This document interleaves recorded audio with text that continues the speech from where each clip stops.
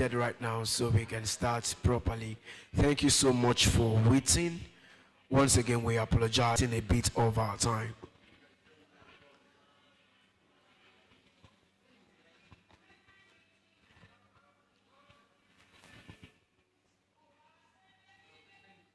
Thank you so much.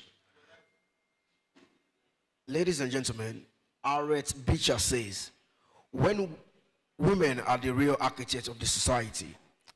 And also, Joybel C says, the strength of a woman is not measured by the impact that all her hardship in life have had on her, but the strength of a woman is measured by the extent of her refusal to allow those in her to maximize our return on investment. And we'll be having the topic, sports as an individual health tool, the mental health matters, and also preconception on women's health, then the long-term condition. Ladies and gentlemen, please, we want every of our guests seated back there to please come forward so we all can be engaged and carried along, please. We want everybody to please move forward. Shortly, we will be welcoming our convener for today's event. But before then, ladies and gentlemen, today we'll be talking about sports. And very quickly, I want us to do something. Please, can we please be on our feet for a few minutes? And let's do a little bit of exercise. So we'll be having 10 arm scissors and 10 arm stretches. So 10 arm scissors goes this way. 1, 2, we'll be doing that 10 times. That's 10 times. Are we ready? So ladies and gentlemen, after the count of 3, let's have the 10 arm scissors. Let's go. 1, 2, 3, 4, 5, 6, 7, 8, 9, and 10. Now let's do the stretch. Stretch like. 1, 2, let's go. 3, 4, 5, 6, 7, 8, 9, and 10. Thank you so much, ladies and gentlemen. And also, we're celebrating women and their mental health. So very quickly, I want all the gentlemen in the house to quickly embrace 3 beautiful women and tell those women, I celebrate you. Very quickly, let's go. 3 at least. Gentlemen in the house, embrace 3 women and tell them I celebrate you. Very quickly, let's do that. Let's do that. Let's do that. You can just give them a high five. So give them a high five. Give 3 women a high five. Bros, give somebody a high five. A lady a high five. Let's go. 3 of them. Hello, sir. Hello, sir. Please let me touch this man right there. Please give 3 ladies, 3 women a high five. Let's go. Tell them I celebrate you. Now, every gentleman here, look at a woman, a lady, and tell her you are beautiful. Look her very well. If she's beautiful, tell her you are beautiful. If she's fair in complexion, tell her you are the light of the world. And if she's dark, tell her there is light at the end of the tunnel. All right, so ladies and gentlemen, now we'll be informal at some point. We'll be having quite some few games and engagements, and we will be making sure we do not waste any more time. So ladies and gentlemen, at this time we'll be welcoming the convener. We'll be welcoming the convener of this day event. She'll be joining us shortly. She is the Advanced Clinical Pharmacist, the founder, CEO of Westside, Miss Funke E at the convener. So very quickly, can I meet you, sir? Good morning. My name is Julian Samuel Kalu. Sorry, I can't hear you very well. My name is Julian Samuel Kalu. Julian, are you ready? 1 minute, please.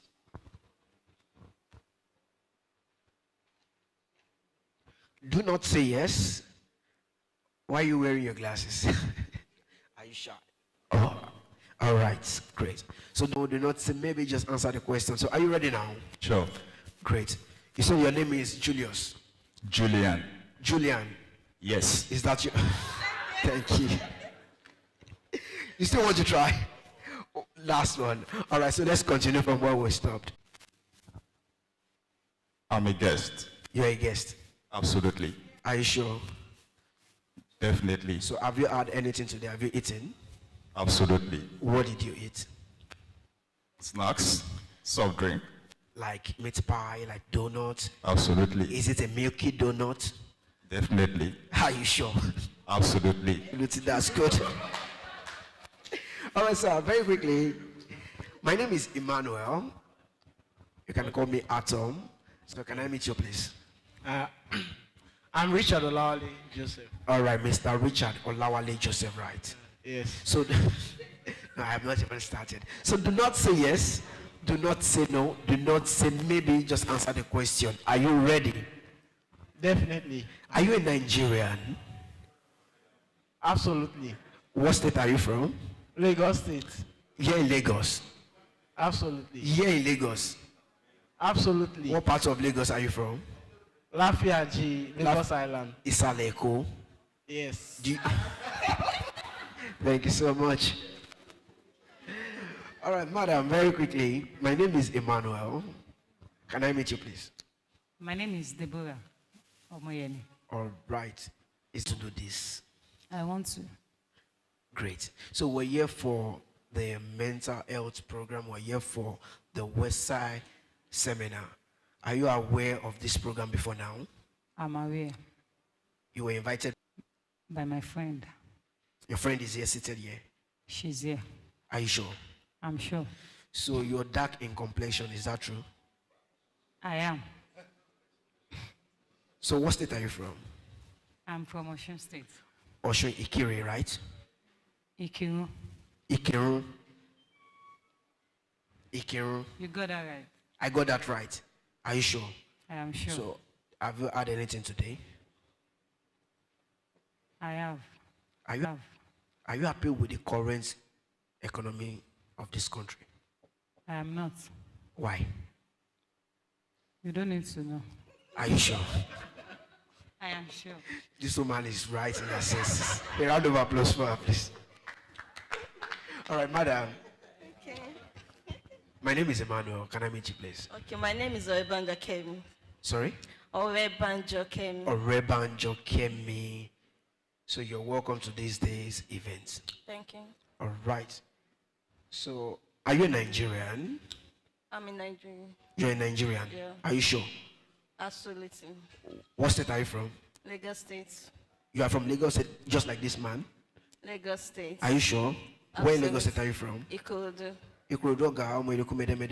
Is that it?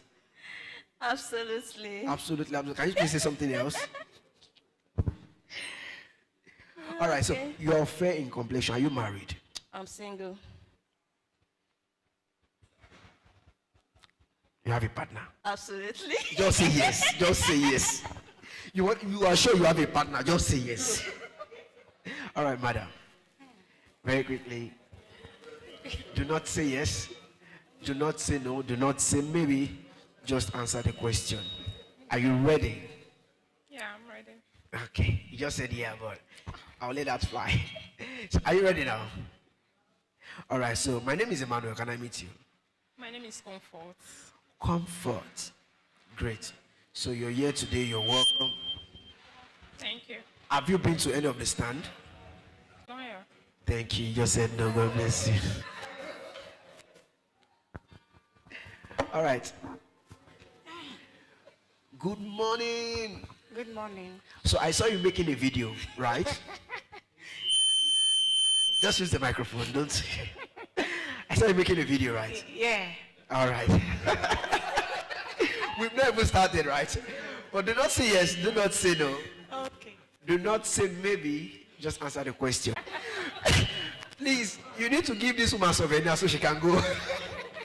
She just got me. She said confirm. Okay, confirm. You are confirmed. I can't do any other thing. She said confirm, confirm. All right, madam. My name is Emmanuel. Can I meet you? Okay. Ayomide. You are Ayomide. Yeah. Mrs. or Miss Ayomide? Mrs. Mrs. Ayomide. All right. Good morning. Good morning. Are you happy to be here? Yeah. Thank you. Thank you for coming. Hold the microphone too. Are you the camera person? Just say yes. Sure. All right, so madam, Sorry? can we do this very quickly? Go me and him to say, how is standing? Hey, it does not matter. You are working for Westside, right? Yes. You just said yes, but I'll let that fly. So do not say yes. Are you ready? Sure. Use the microphone, please. Are you ready? Sure. Are you ready? Sure. So you work with Westside. Sure. So you are aware about the mental health awareness. I'm aware. Are you sure? Sure. Very sure. Very So sure. will you be speaking on the mental health today? No, I won't be speaking. You just said no. Thank you for coming.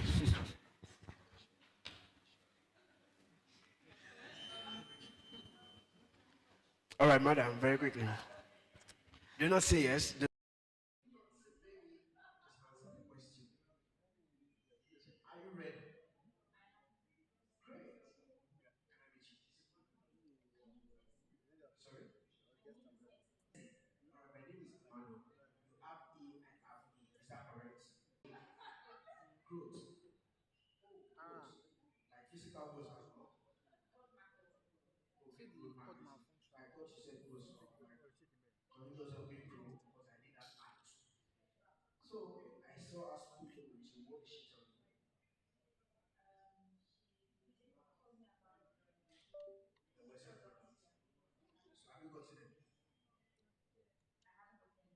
But Okay, Miss or Mrs. Elizabeth. Miss. Miss Elizabeth. Gr- Great. Do not say yes.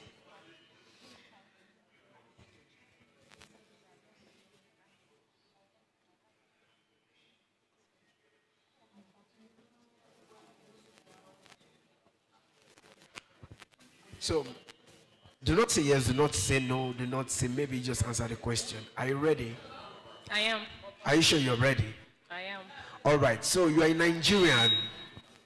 You are a Nigerian. I am in Nigeria. Nigerian. Sure. Sure. Are you a Lagosian as well? I'm not. What state are you from? This state. Oh no, I'm like Akure. No. Ifon. You just said no, thank you so much. All right, sir. So very quickly, my name is Emmanuel. Can I meet you, please? My name is David. David. Yes. So, Mr. David, are you glad to be here today? Sure. Are you sure? Definitely. So, have you had anything today? Sorry? Negative. Negative. Yes. Negative like minus. I haven't had anything. All right. So, Yes. what do you do? I'm an architect. You're an architect. So, you draw house plan out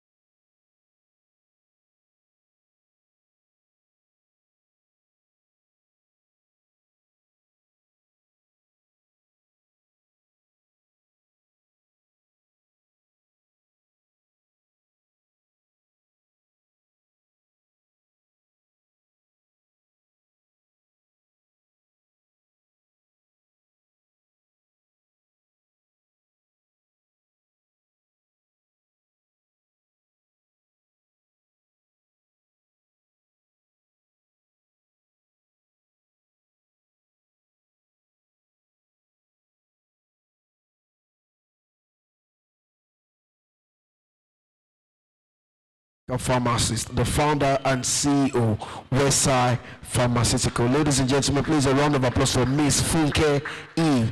Adeni. A round of applause, please. Thank you so much for organizing this event. We appreciate you. We celebrate you, ma'am. Please, we can do better until she gets here, please. Thank you so very much. So she will be talking about Westside. She will be talking about the limitations of current welfare approaches and also the consequences of gender inequality on health. Thank you so much. You're welcome, ma'am. Hi, everyone. Sorry, you can sit. So, first of all, I just want to say a big thank you for everyone for coming out this morning, especially since you don't know me very well. So I'm going to introduce myself shortly, but I want to say thank you. And I want to apologize. I've tried for the past 10, 11 years to change the Nigerian factor. I'm still working on it. I've been doing 10 years, and so the delays, I apologize, on behalf of everyone. And I just want to use this opportunity as well, before I even start the talk, to thank everyone that has been a part of organizing this. It might not seem like it, but a lot of work has gone into it. So I want to thank my crew, always there, reliable, but I don't take them for granted. Yami, Sule, and the PR team, Kenny, everyone's done a great job. And the person that has actually inspired me to do this, Mr. Stanley, was like, yes, you definitely need to do a seminar on health in Nigeria. So here I am. So I just wanted to say thank you before I even started anything. And for you guys that have taken that first step to come and hear, thank you for coming.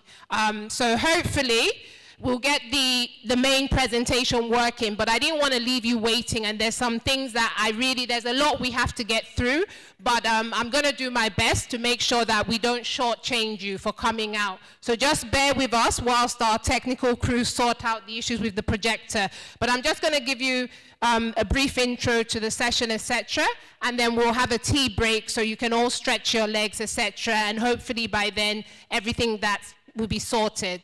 Yeah, everyone with me? All right. So, the whole point of today is about investing in her to tackle 21st century health challenges. Where do I start from? There's a lot of people that talk about women stuff, and I personally feel there's a lot of people that just jump on the bandwagon and don't truly understand some of the challenges. And even a lot of women, I feel we're living through a lot of those challenges and we don't really understand it. The truth is that we're living in a very different setup from my parents' generation. So I think every generation has different challenges. And when it comes to health, in the 21st century, we're faced with different health challenges. Because of our lifestyle. And a lot of that is work.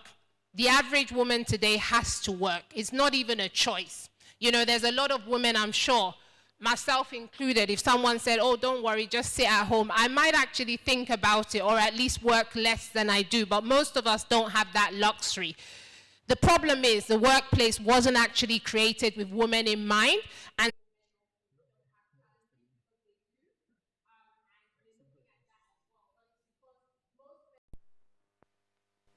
most men have the money and they make the decisions.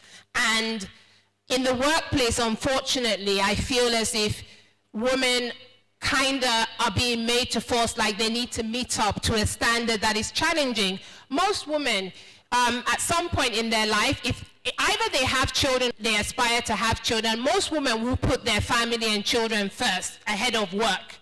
Most men won't. And that becomes a challenge in itself to do with our health. So that's the background behind why I personally felt that this topic is something that we need to start talking about, and we need to start looking inwards as a society. And I'll say this, even though we're in Nigeria, this is not just a Nigerian problem. This is actually about some of those just say, okay, take this medicine, okay, exercise, it's not enough, and it's not working, to be honest. most of you here, I'm sure, if I was to say, raise your hand, you know you should be doing X, Y, Z, you know you shouldn't be stressing, you know you should be having like maybe 8 hours sleep, but you can't. In Lagos, I don't know how, you can exist without having some kind of mental health stress. Sometimes I come to Lagos and I don't even want to leave the house because I'm scared, literally, of sitting in traffic, of all the hustle. That in itself is a toll on your mental. So it's like the society itself gives you a certain pressure. So these are some of the things we're going to talk about today, and we're going to try and address some of the solutions. So I'm hopeful that everyone that has made an effort to come will go away better and with something to work on. Okay, so the first thing I wanted to speak about is who am I? Because I know that most people here, apart from the crew that know me from basketball or sports, most people know me in sports. But I do have to live, I do have to put food on my table. So I wear a lot of hats and I do work. And so, who am I kind of depends on who you speak to and who you ask about me. Like I said, if you speak to most people in Nigeria, they know me as the head of Westside, which I'll speak about a bit later, which is essentially Women's Elite Sports Empowerment Initiative, where we believe in using sports as a health and social empowerment tool. So, however, on a professional level, I'm a pharmacist by trade. I'm also what's called an advanced clinical practitioner, which is basically, which is basically the NHS. It's almost like practice as like a high-level doctor, but not pay us exactly the same. So that's another fight. So that basically means that if I'm wearing that cap, I work on an autonomous basis. So I prescribe, I manage, I pretty much do everything, kind of thing. And then I also, earlier this year, I was given the post of an honorary consultant at one of the leading teaching hospitals. And that, okay, I wasn't that actually came off the back of a lot of my work in the community kind of thing, where I focus on sports and health. In the UK, I do a lot more of the health stuff. And obviously, I've worked with different people through the years, etc. People are familiar. My journey actually started as a HIV specialist pharmacist in hospital. I loved HIV. I think I was in the wrong country, but that's where I thought I would stay. And over time, as life went on, I evolved, etc. Now I work more in primary care. So they gave me that post because we're working on a project, something to do.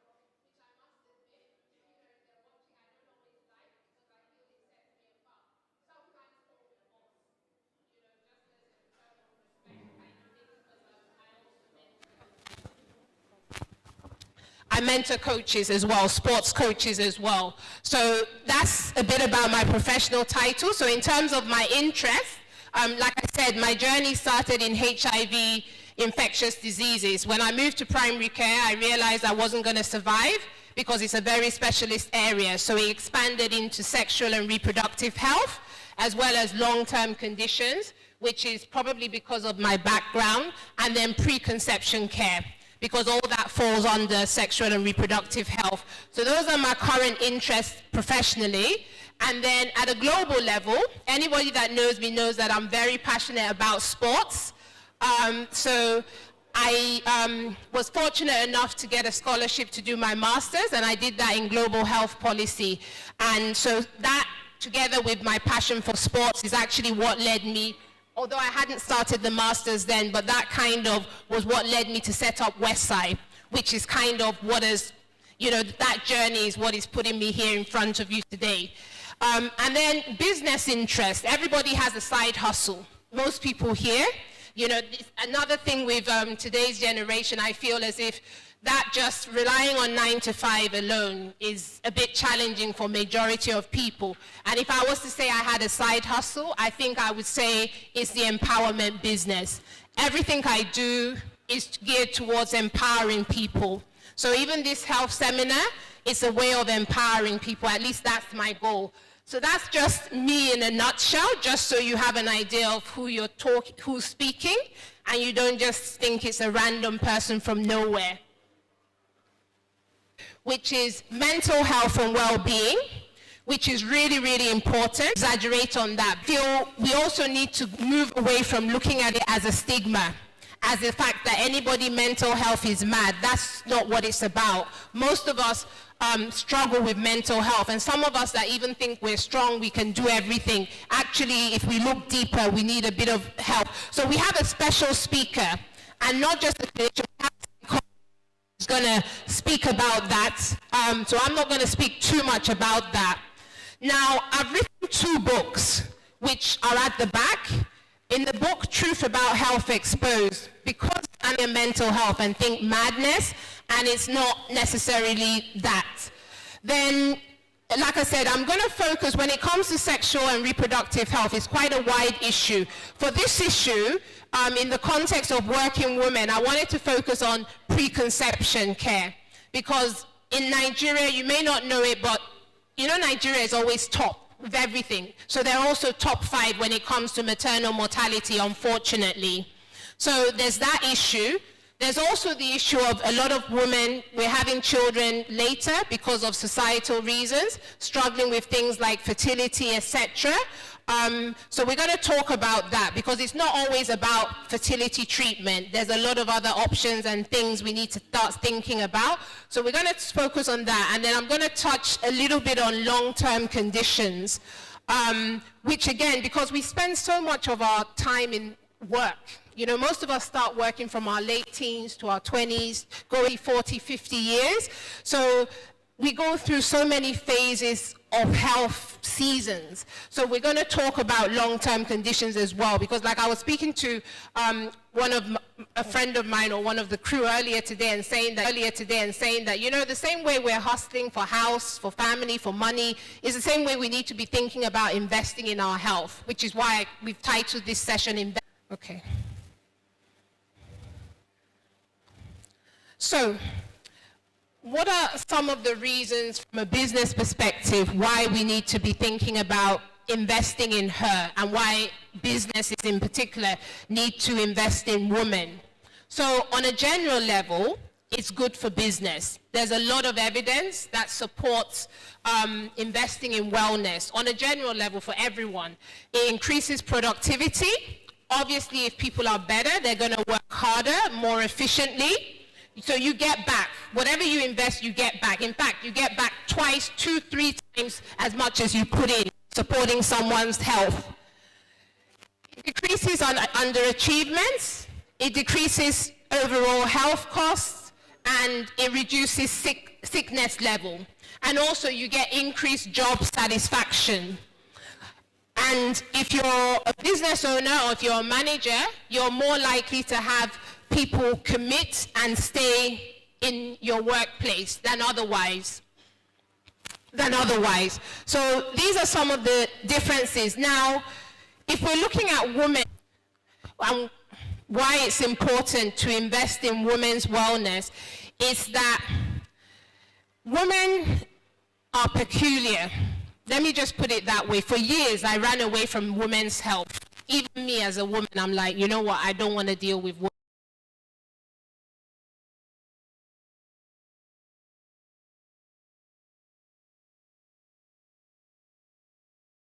Health. And like I said, a large part of our lives are spent in the workplace. So, for example, teenage, young people, you get into the workforce, your 20s, your 30s, you're starting to think about family, you're having children, you're still having to balance work, hustle, etc. You get to your late 40s, your 50s, you're talking about menopause, you're talking about long-term conditions, and all of those things come with different health challenges. So that is one of the key problems with the workplace, because even when they do things that they say is to support health, most of it is very general, and it doesn't address some of those peculiarities that women face when it comes to health. So that's some of the key thing, and this is why a lot of women, it gets to a point where most women, even those women that achieve high levels, you find that they don't stay there. So if you have two executives, one being a man, one being a woman, what you'll find is that the woman probably won't stay in the job long enough because of the stress.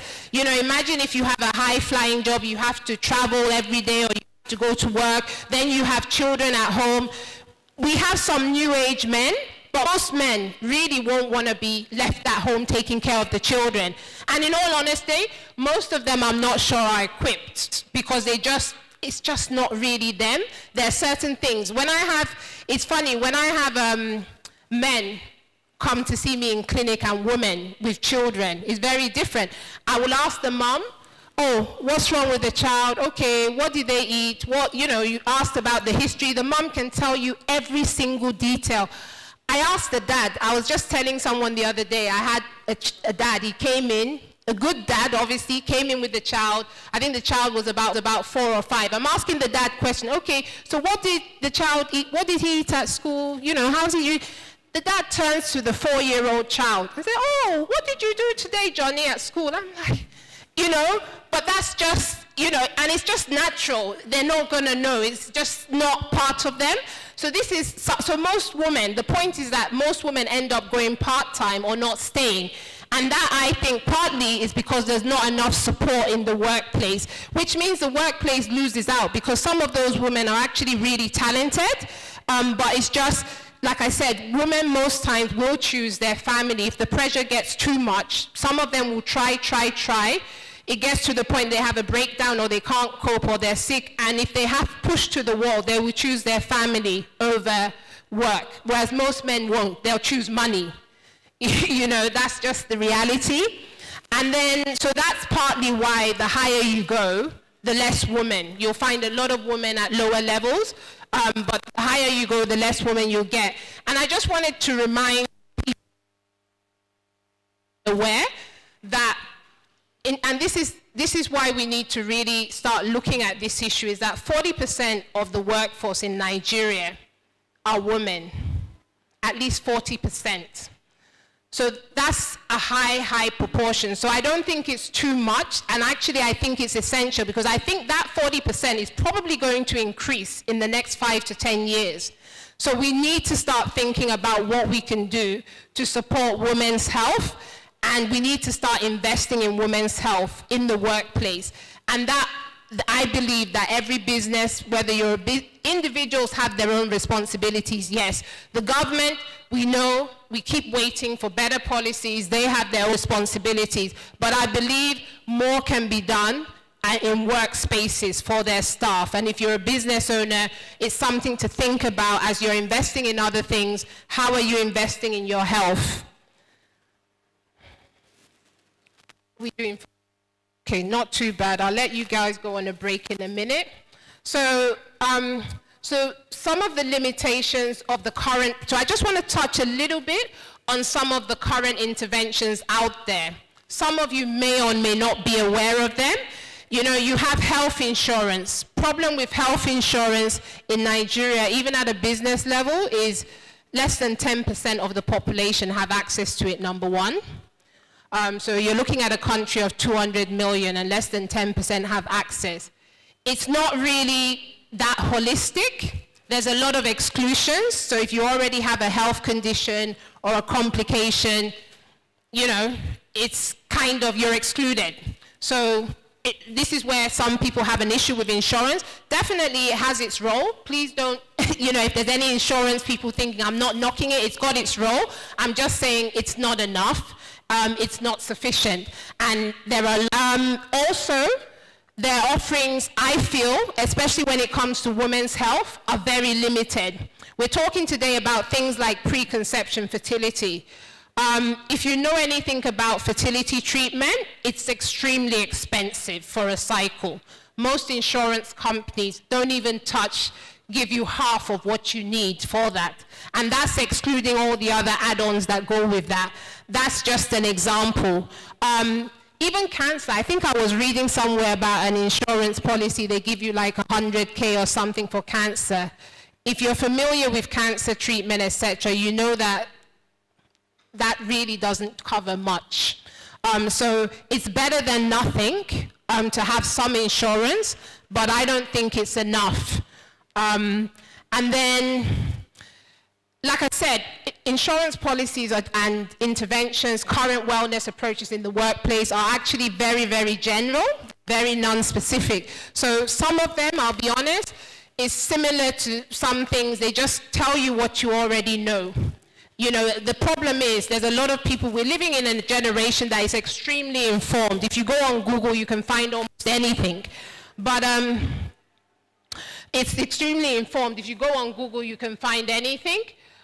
But it's the implementation, you know, it's the putting things in place at an individual level that a lot of people struggle with. And then, again, similarly, you have wellness plans out there, very general, low participation rates, often a bit biased.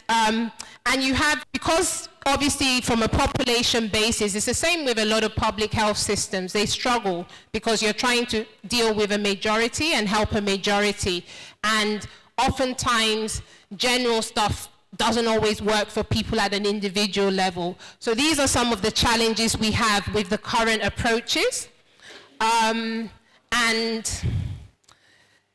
also, like I said, affordability is a problem. Not everyone can afford insurance. Not everybody can afford to access good healthcare. And it's not really changing the wellness culture that much. You know, we're still seeing more people having things like diabetes, more people struggling with health issues. Some of that, yes, is because we're getting better at collecting data, but also some of that is because the current interventions we have haven't evolved with the times. They haven't in the times and they're limited.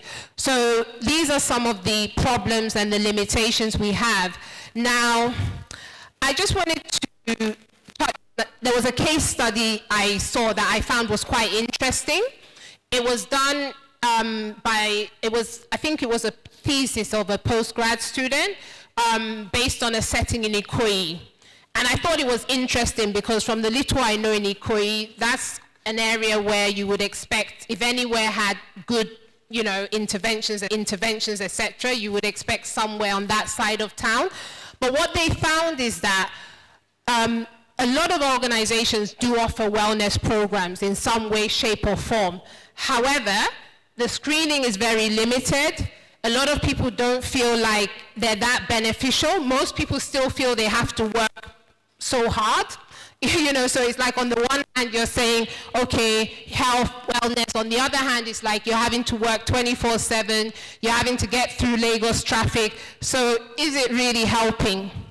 I'll leave you to answer that. So it doesn't account for things like long working hours, sitting down for a long time, that whole work-life balance. And at a global level, they're saying that a lot of the concerns about being unhealthy and, you know, workplace challenges are more pronounced in women because of the nature of women and because of how a lot of workplaces have been set up. So it hinders progress and retention. So how do we overcome the limitations? So like I said, later on today, we'll talk a lot more about the solutions, but it's really about changing our mindset and our perception of what we think is value. It's also about being innovative, thinking outside the box, and this is both at an individuals, everyone sitting here has a responsibility. Also, we know that the government has its own responsibility, but I always say put the government aside because you can't really control what they're doing, but we can control what we do at an individual level, whether as an individual, whether as a leader in the workplace or running your own business or what have you.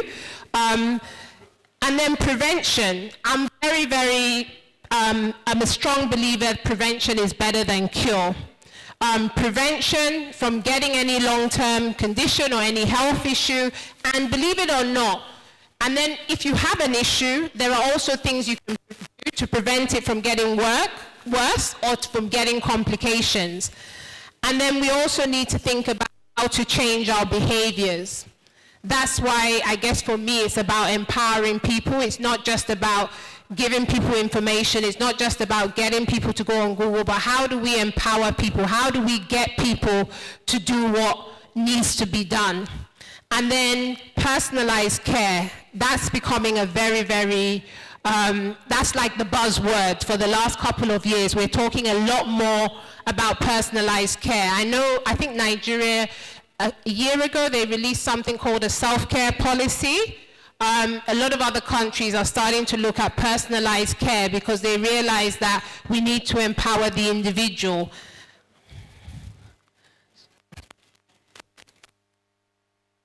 I think at this point, we'll take a break.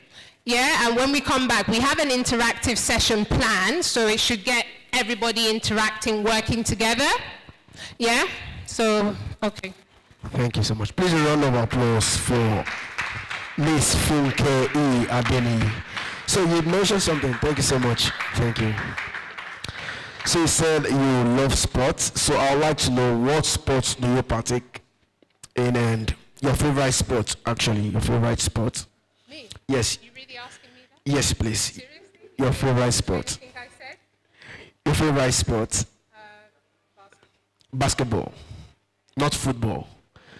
I watch football. You watch football. So if you watch football, do you have a favorite team? Favorite team? Yes, please. Football one. Yes. That's where you're going to catch me, but I don't have a favorite team. I'm neutral. So your favorite basketball team? I don't have a favorite basketball. All right, very quickly, we did something before you came in. So I will ask you a question. Do not say yes. Do not say no. Do not say maybe. Just answer the question. Oh, great. Are you ready? Thank you so much. You can have your seat now. Thank you so much. A round of applause for her once again. So she mentioned something about mental health and how we can be mentally stressed. And check. I'd like to let everyone here know, you can't be a Nigerian living in Lagos, supporting either Chelsea or Man U, and you spend more time on social media, probably on Instablog, on Mufasa Tunde Notes page, and you won't be mentally stressed. You know, you are there, you are watching one news, then you suddenly see a news where Bobrisky has been arrested for spraying.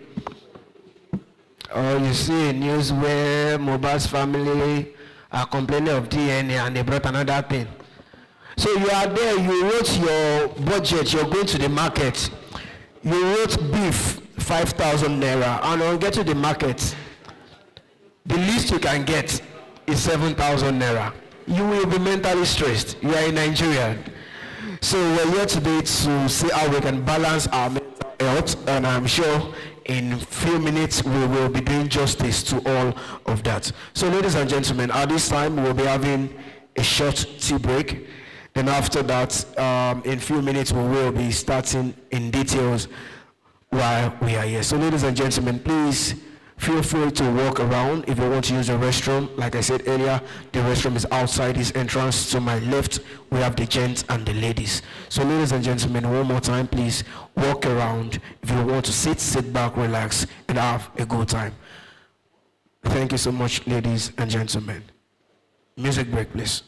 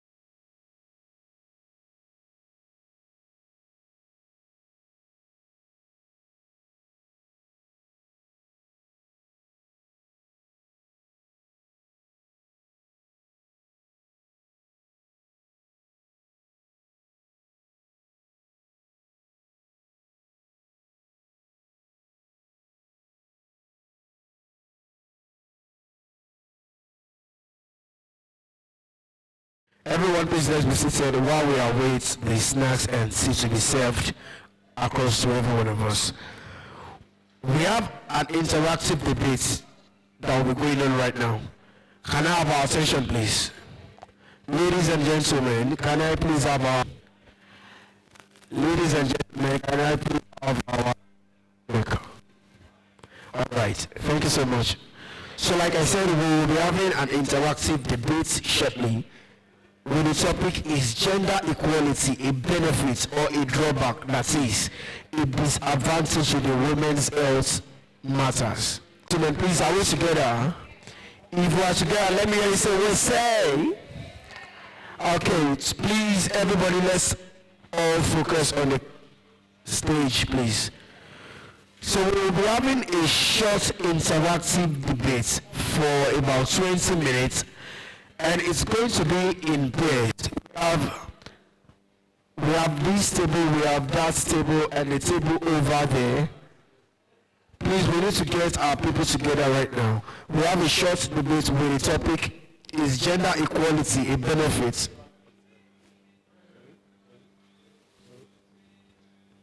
All right. So please, can we please move forward? Madam, please, can we all come this way? Please, can we all come this way? Move on that table this way, and please let's move forward so we can do this together.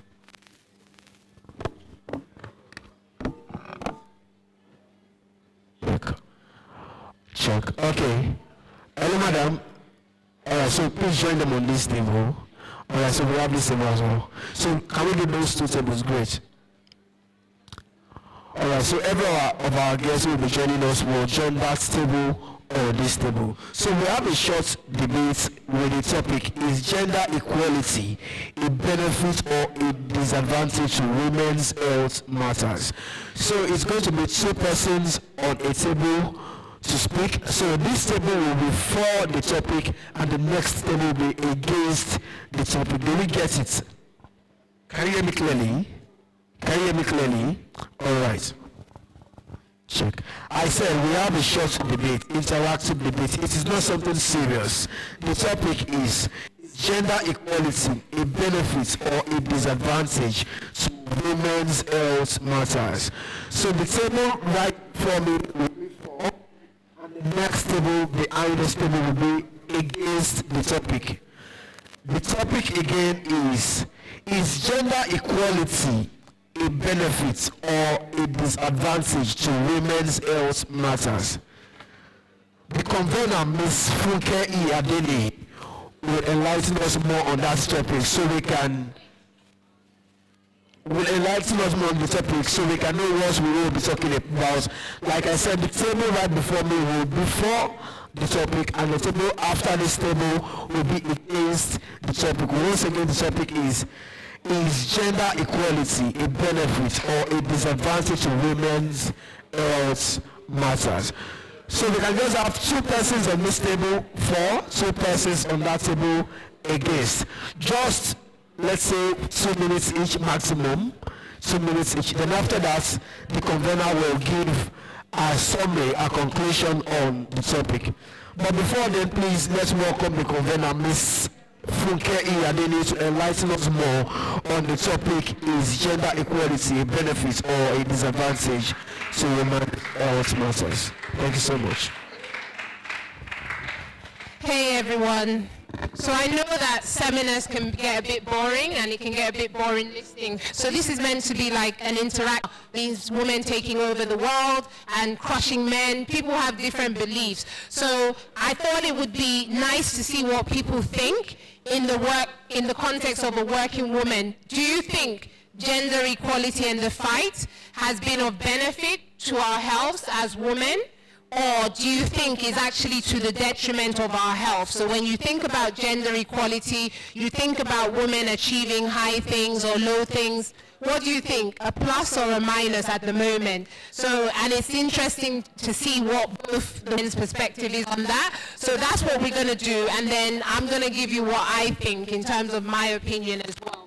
So that's what the debate is. So one table why you think it might be a benefit or how it could be a benefit, and the other table to think about the disadvantages of gender equality when it comes to women in the workplace. Make sense? Yeah?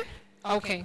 All right. So we're going to allow for some minutes for that. We'll give you probably about 15 minutes to just work out amongst your table, and then appoint someone to be a speaker, and let the speaker will come to the front and tell us, summarize your points, and we'll have a speaker for and against. Okay? Hello? Everyone with me? Did you hear what I just said, everyone?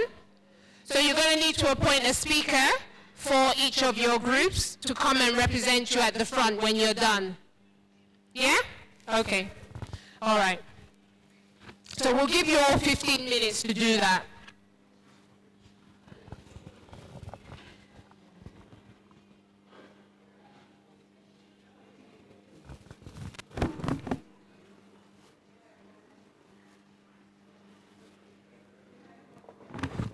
Check. Okay, once again, what she just said was, a table should pick a speaker, and the person will be speaking for 2 minutes at least.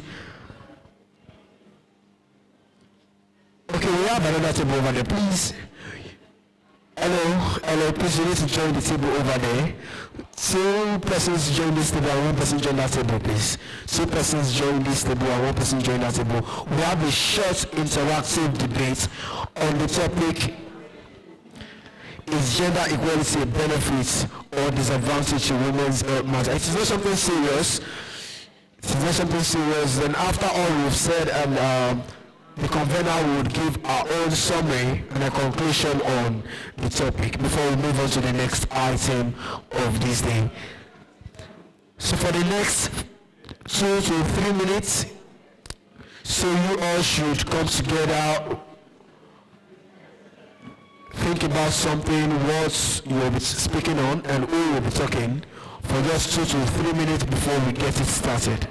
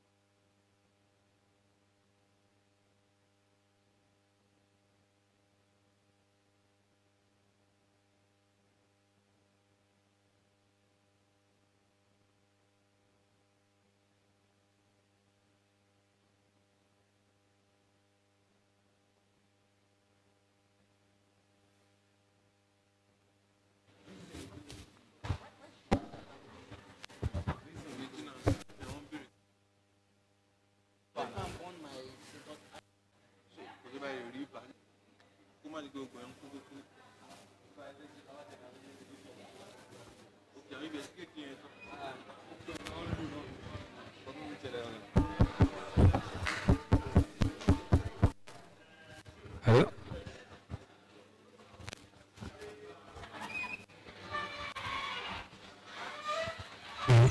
Okay.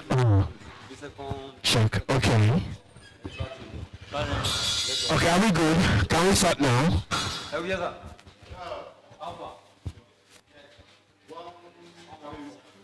Can we start now? Mr. Tunde? Please come. So group A, 4, are we ready? Are we ready, please? We need to start now.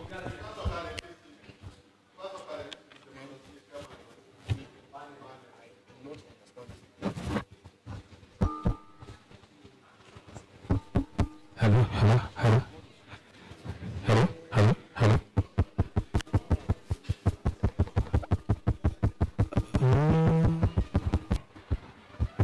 Okay, okay.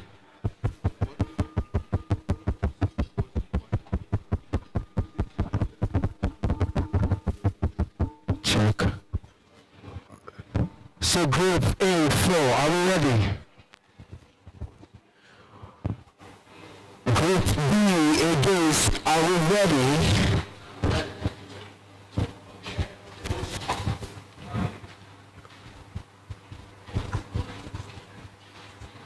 Okay.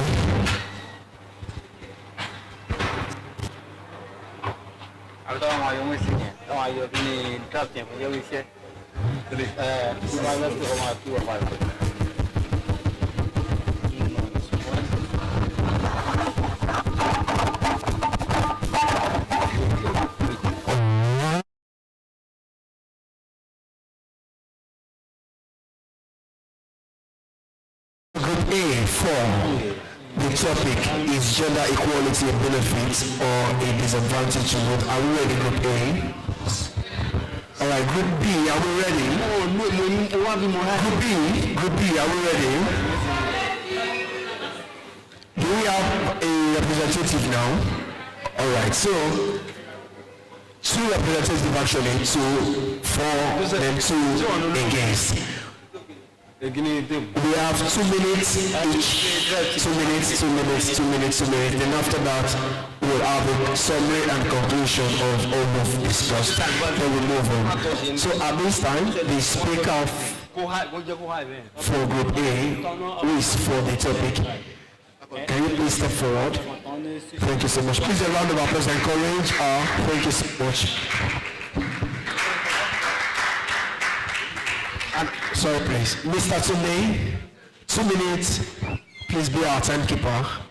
So, Group B, watch, listen attentively so you can get your own points if need be. Then, Group A, please share your people up and encourage them so they can do better. Thank you so much.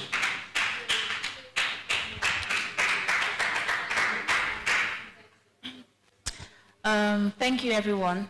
So, well, Group A, we're here to talk about like the benefits of gender equality for women's health. So, I'll start out by saying that in the past years, because of gender equality, women now have like a stand in society, and there has been more opportunities that have been opened for women. And when it comes to women's health, we know that there are companies or work or businesses that have like insurance policies, and because of gender equality, they're able to create awareness for other underlying conditions that women may suffer from, not just childbirth or pregnancy. There are conditions like PCOS, cervical cancer, endometritis that have more awareness now. And so when women speak about these things that they are facing, people have a better understanding of them and there are provisions for them. And also, because of gender equality, for women's health in the workspace, women are able to not just be employees, but to be seen as both mothers and wives. So a woman can say when she makes to she asks for like provision for a leave, you know, to go pick a child from school or to cater to her child when he or she is sick, there's an understanding of that. And also because of gender equality, both men and women are qualified.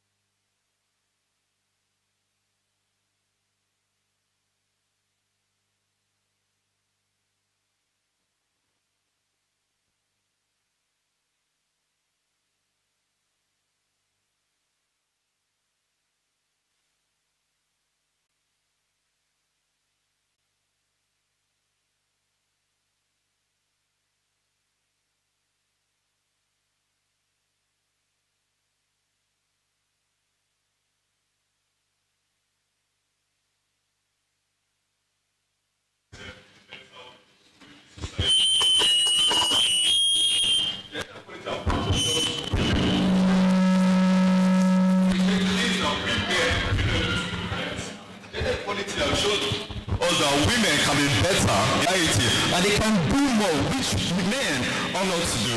For example, our mothers, you can see most of them, they go out, they do this. Ordinarily, our fathers don't do. And this is what they do, is just to cater and bring food to the table. This is as a result of gender equality. Imagine you're telling your mom or your sister not to. I'm so sorry, my phone is still up. Imagine you're telling your sister or your wife that you can't do this, you can't do that. You are bringing her spirit low. But because of the gender equality that we have now in our society, she's able to do things that naturally she cannot do. Thank you so much. Time's up. Thank you so much. A round of applause for her. Never mind, you will be given 1 minute to round it off, yourself and the other group that will be coming up next. So at this time, group B, which is for against the topic. Are you ready? And who is the speaker for group B? Against the topic is gender equality, benefits, and disadvantage. So for the two speakers, you have 2 minutes each.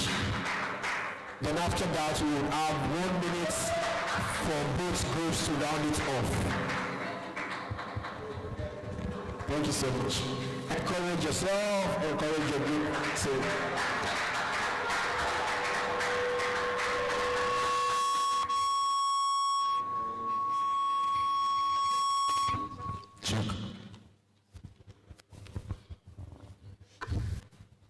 good afternoon, ladies and gentlemen. I'm Ms. Ruth. We are against the motions that say that is against the gender equality in today's world. All right, we start from the creation of the world. God himself made a man the leader of the creation of two people, the man and the woman. And the man remains the head, and the woman remains the helper. So today let's use marriage as a first key for reason why we're against it. Today you see many marriages are crumbling and divorce everywhere because the woman wants to do what the man does, the man wants to do what the woman does, and you know, every day we have young marriages crumbling, and let's be honest, the man remains the man. He fertile the children. Whatever he puts in there is what the woman gives birth to. And without the woman, let's forget even whatever is happening today, the gay thing, the lady wants to be the man wants, the transgender thing. The truth remains the same, is that the man still remains the man, the woman still remains the woman. And I stand with the motion that says gender equality is from my team, on behalf of my team, that against gender equality.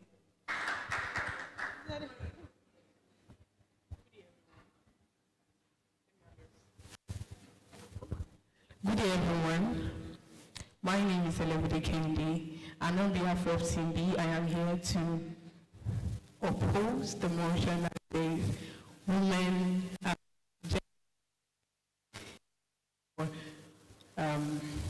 mental health. If you have to look into the word, let us take it to the aspect of we working in offices, corporate firms, we would see that there are some provision, and today this has really taken, and it's really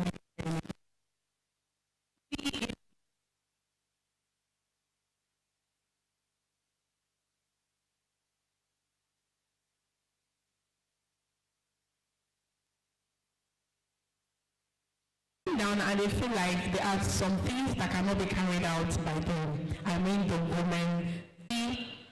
Like I said earlier,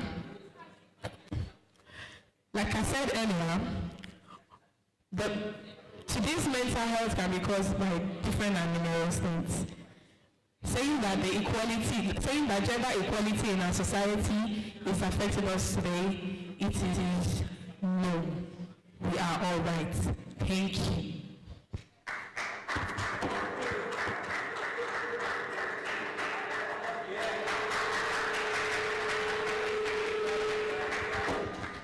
Okay, we've heard from Group A and we've also heard from Group B. And at this time, we'll be giving Group A the opportunity to speak for another minute. Just 1 minute for Group A and 1 minute for Group B to round it off what it is you have to say. So, Group A, you have the chance to speak for another 1 minute. Then after that, we'll be having Group B to come forward to speak for another 1 minute. Then we call on the convener to give a summary of the topic. So Group A, please, let's have you one more time. A round of applause for Group A. Thank you. So you have 1 minute to speak. Thank you.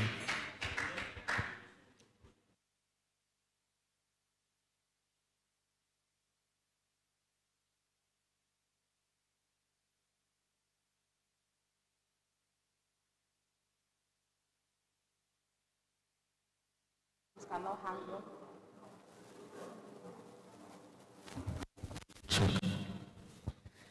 About how sometimes women cannot handle like the pressure from work.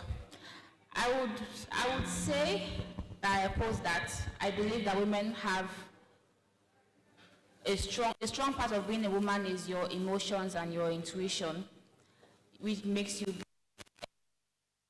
and more discerning in a way. I believe that women are essential in the workplace to be able to make better decisions. They're able to ensure like smooth running of businesses and handling of staff. They are good for better communication.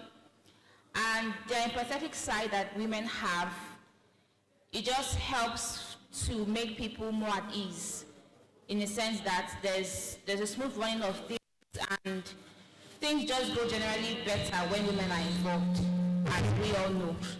Women know they are good at multitasking, and this is a very good skill that any employee should have. Thank you. The next person.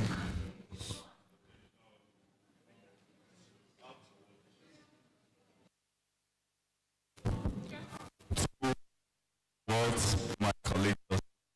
Women are better when it comes to organization, especially in business, than the men. But that's not where we're going to right.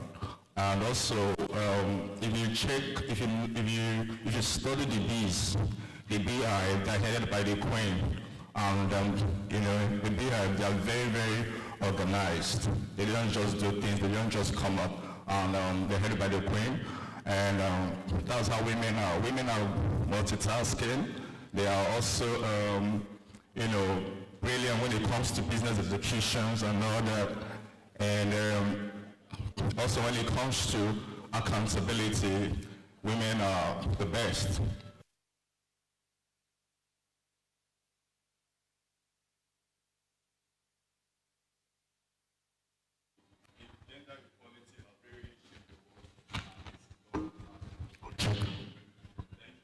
Thank you so very much. We're sorry, we're still having slight issue with our technical team. We'll get that sorted shortly.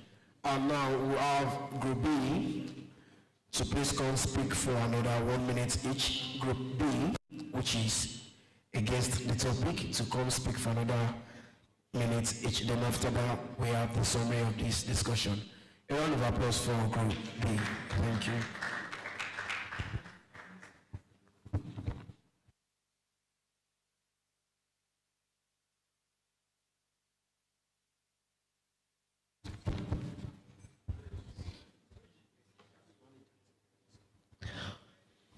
Good day, everyone.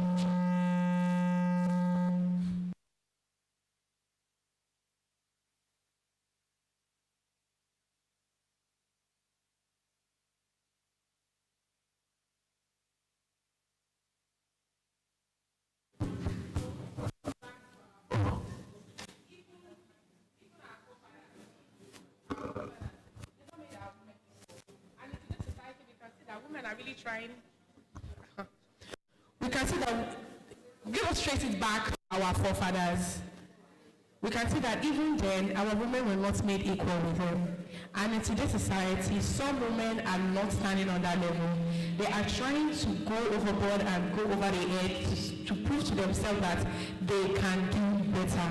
And in today's society, we can see that women are really making waves in the society. They are making waves in the entertainment industry, economical and financial aspects in the society today. So I am still standing on the motion that gender equality has nothing to do with the women's mental health. They are going to make waves. Thank you.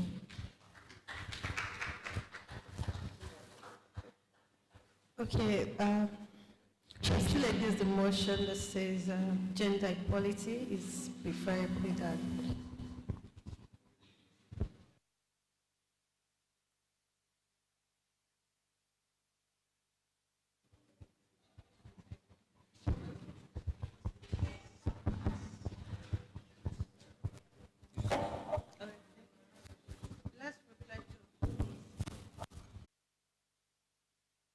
Let's reflect to what is happening today.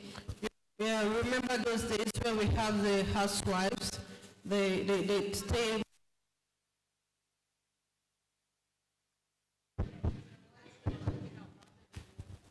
While the men go out to do the work and support the family, while the woman take her full responsibility for the children, and those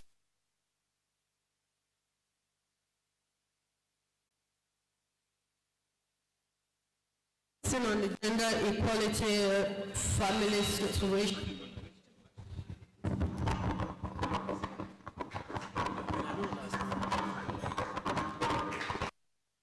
Thank you. We keep having problems in our families. We see the children, they are not well, they are not properly brought up.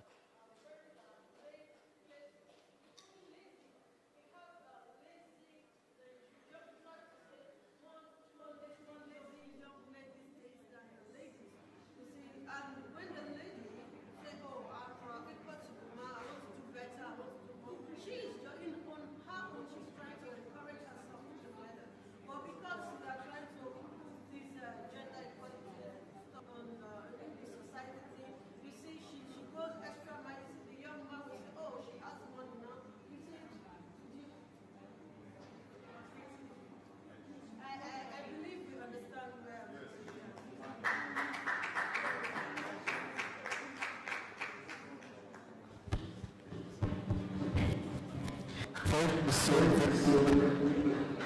to Group A and to Group B. We sincerely appreciate your effort. Please a round of applause for yourselves. That was short and beautiful. You had just a very short time to come up with that and you could deliver excellently. And at this time, please, I want every one of us to be ready to listen to the convener herself, Ms. Funke Iyadeni, as she will be giving clarifications and summary, conclusion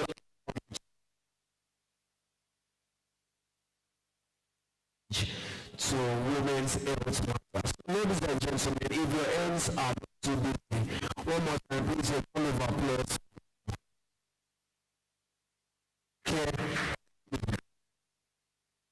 I should be coming up to speak on the topic. Thank you so much.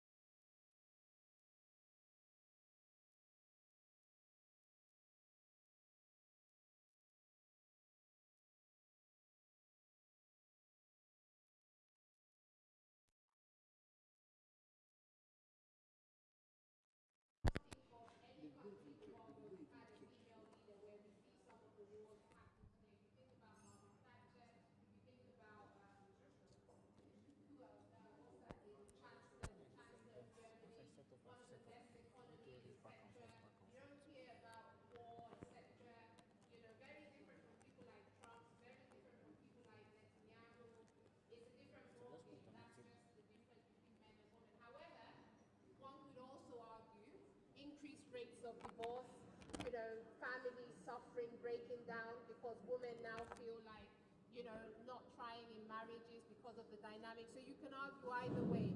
So I think there are consequences of gender inequality on our health. Remember, the topic was on our health at work, not necessarily who does better, etc. How is the whole concept affecting our health? That was the topic, right?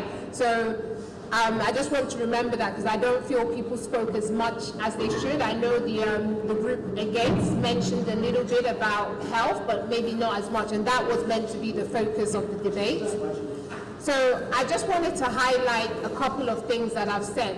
When it comes to, no, don't worry, yeah. When it comes to, you can hear me all right? Because I just feel that's interrupting our flow. So if they can sort it out, great. So generally speaking, and this is just for illustrative purposes.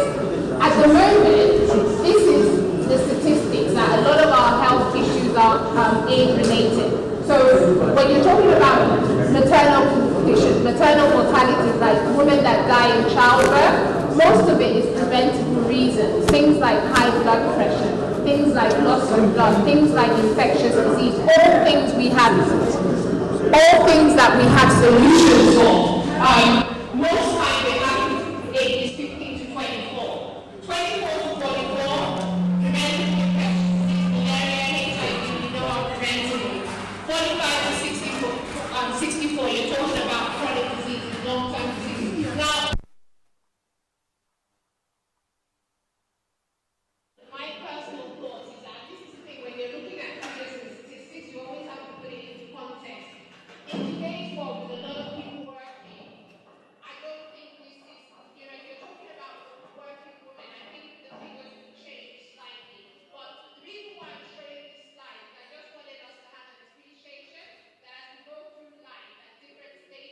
the challenges are different. So when you're in the workplace, when you're working, the kind of challenges you'll face. So what you might see happen is a lot of people having chronic diseases earlier in the workplace. So things like hypertension, etc.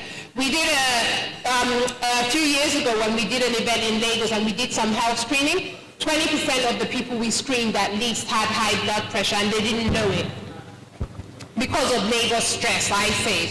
And these same people will go out drinking at night, etc. And then when you're talking maternal conditions, we have challenges at that side of the table. We deal with that through what we do on ground. But on the other side, when you have women having children older, that also increases your risk of maternal challenges, miscarriages, mortality, and other things come along with that. And then there's the whole mental health issue, when you're trying for a baby you're not having. So I just wanted to use this slide to illustrate the fact that at different stages in life and in different contexts, you have to remember the challenges will be different. So therefore the solutions and what we need to start thinking about is also needs to be a bit different. So, one of the things I wanted to highlight, when we're saying about gender inequality in work, I think a lot of the current interventions don't actually address gender-related differences. Should I stand over there? Yeah. Don't actually address gender-related differences. Now, people don't talk about unpaid care work. How much effort women take into looking after children, even after husbands and men. Some of them come with a lot of stress, if we're being honest. No disrespect to my male brothers, and that's not paid for. And a lot of people underestimate just how much effort that takes. Someone the other day was saying how the husband was saying that, but you're not working, so you shouldn't be tired, you should be able to. After a day of that, it kind of clicked to the man just how much work she was putting in.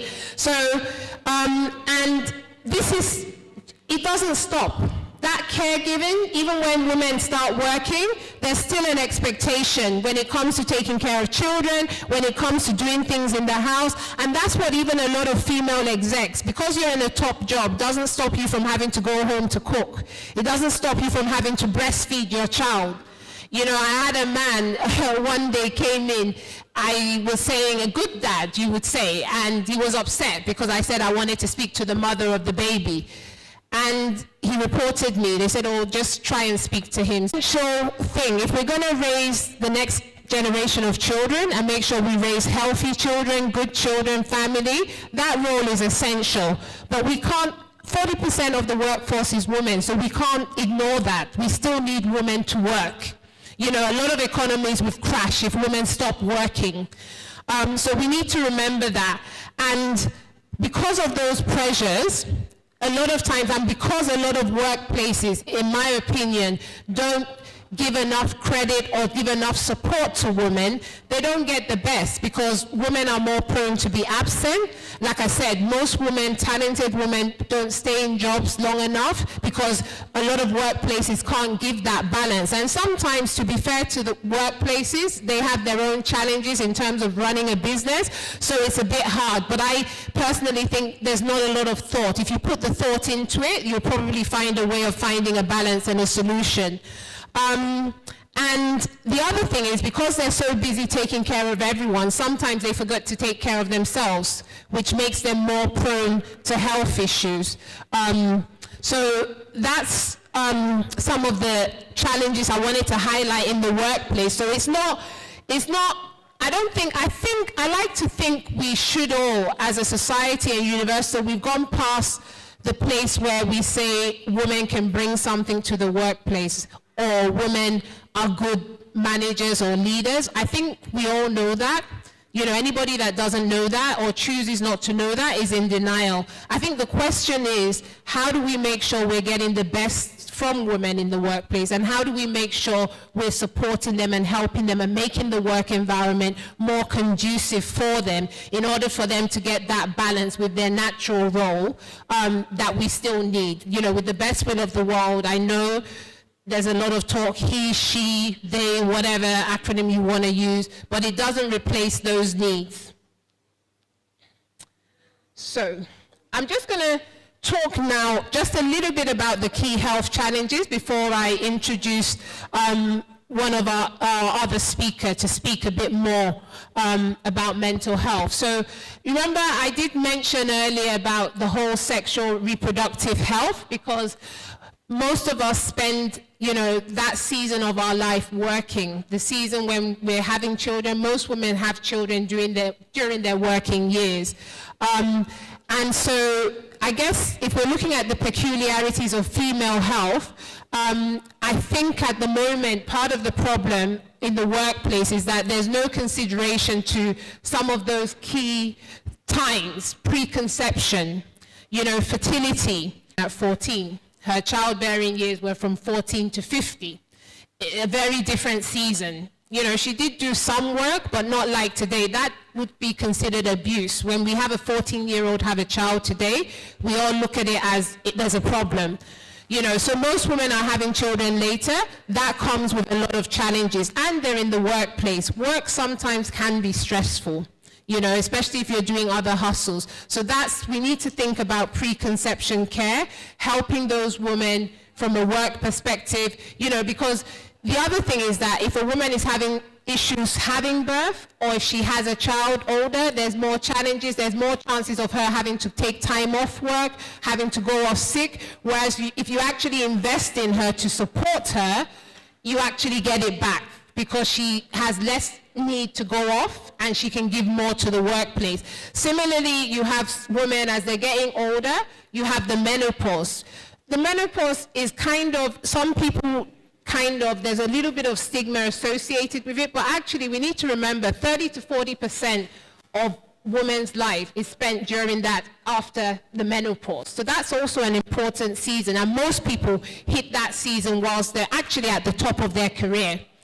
And that comes with a lot of challenges day to day, and also, if not managed properly, can increase her risk of other conditions. What are we doing about that?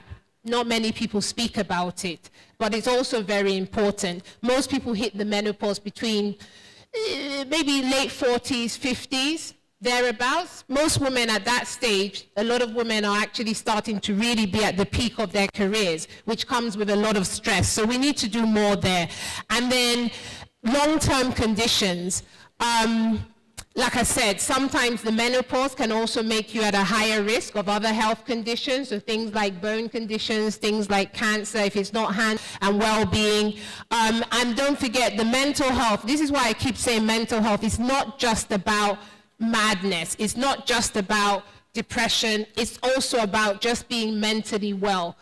If you think about it, your 30s, your 40s, where women are trying to have babies or about hitting the menopause, trying to take care of families, still in that period where they're trying to hustle. Like I said, most men don't hustle alone.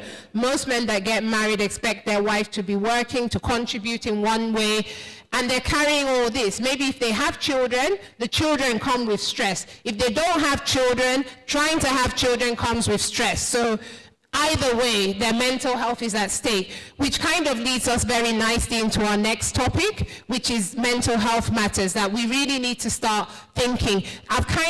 This is a very simplification. Obviously, there are many health conditions. I've just tried to simplify it into 3 groups, where I think that if we all start thinking about that as individuals, as businesses, and as a society, because I think sometimes when you have a doctor, you have someone like myself who's a clinical person or a nurse speak about it, it's very different, and people automatically think madness, and people automatically think drugs, and it's not just about that. There's counseling, there's cognitive, there's behavioral therapy, there's so many elements to it, and it shouldn't be a shameful thing. I was speaking to someone the other day, as sometimes people will come to me and say, I want a medicine, I want something because I'm feeling low, I've just broken up with my boyfriend, or I'm struggling with this. And sometimes I'm just like, you don't need a tablet, you just need to sort out your life, you need to take a step back, you need to organize yourself better. Or in the case of the breakup, I'm like, these things happen. Me giving you a medicine is not the solution. So I don't think oftentimes we consider the value of what we call the multidisciplinary health team. Good healthcare is about teamwork, and I really believe that complementary professionals like psychologists are really important. So actually, I was going to have her boss, who's a psychiatrist, talk, and he was like, oh, I have a psychologist. I was like, yeah, give me that instead. So she's, right from her days, she went to University of Jos. She's been active in the community, really passionate about mental health, now works as a psychologist for a company. She hasn't brought her banner. I'm sure she'll mention the company as well. And today, she's just going to talk about mental health, really mental health and well-being from a work perspective and for women. So I think we can all, I'm looking forward to listening to her, and I think we can all learn something from her. So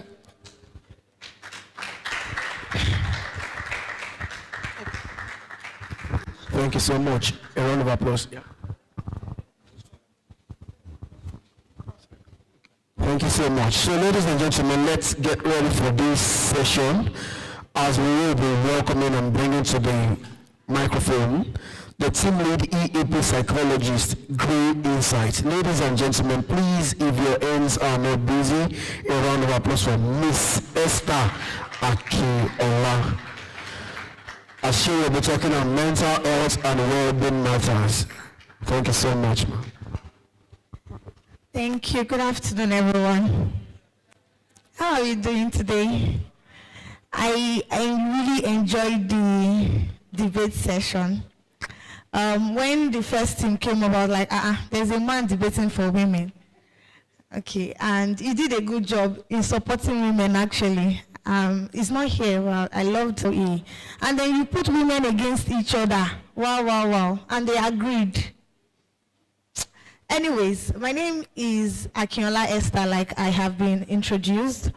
I'm an EAP psychologist. So what that means is that I attend to individuals in the workspace. I help them balance their mental state. I help them come to terms with emotional conflicts that they might be going through. So I am not theoretical. I spoke to 4 men and 3 women. So I'm very practical. I attend to clients, I attend to patients as well in the clinical setting.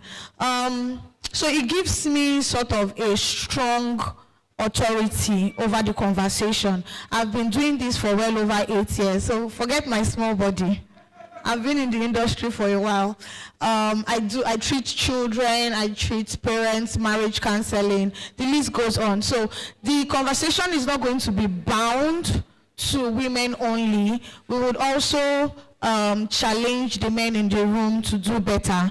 Okay, so I have here embracing what mental health means to women.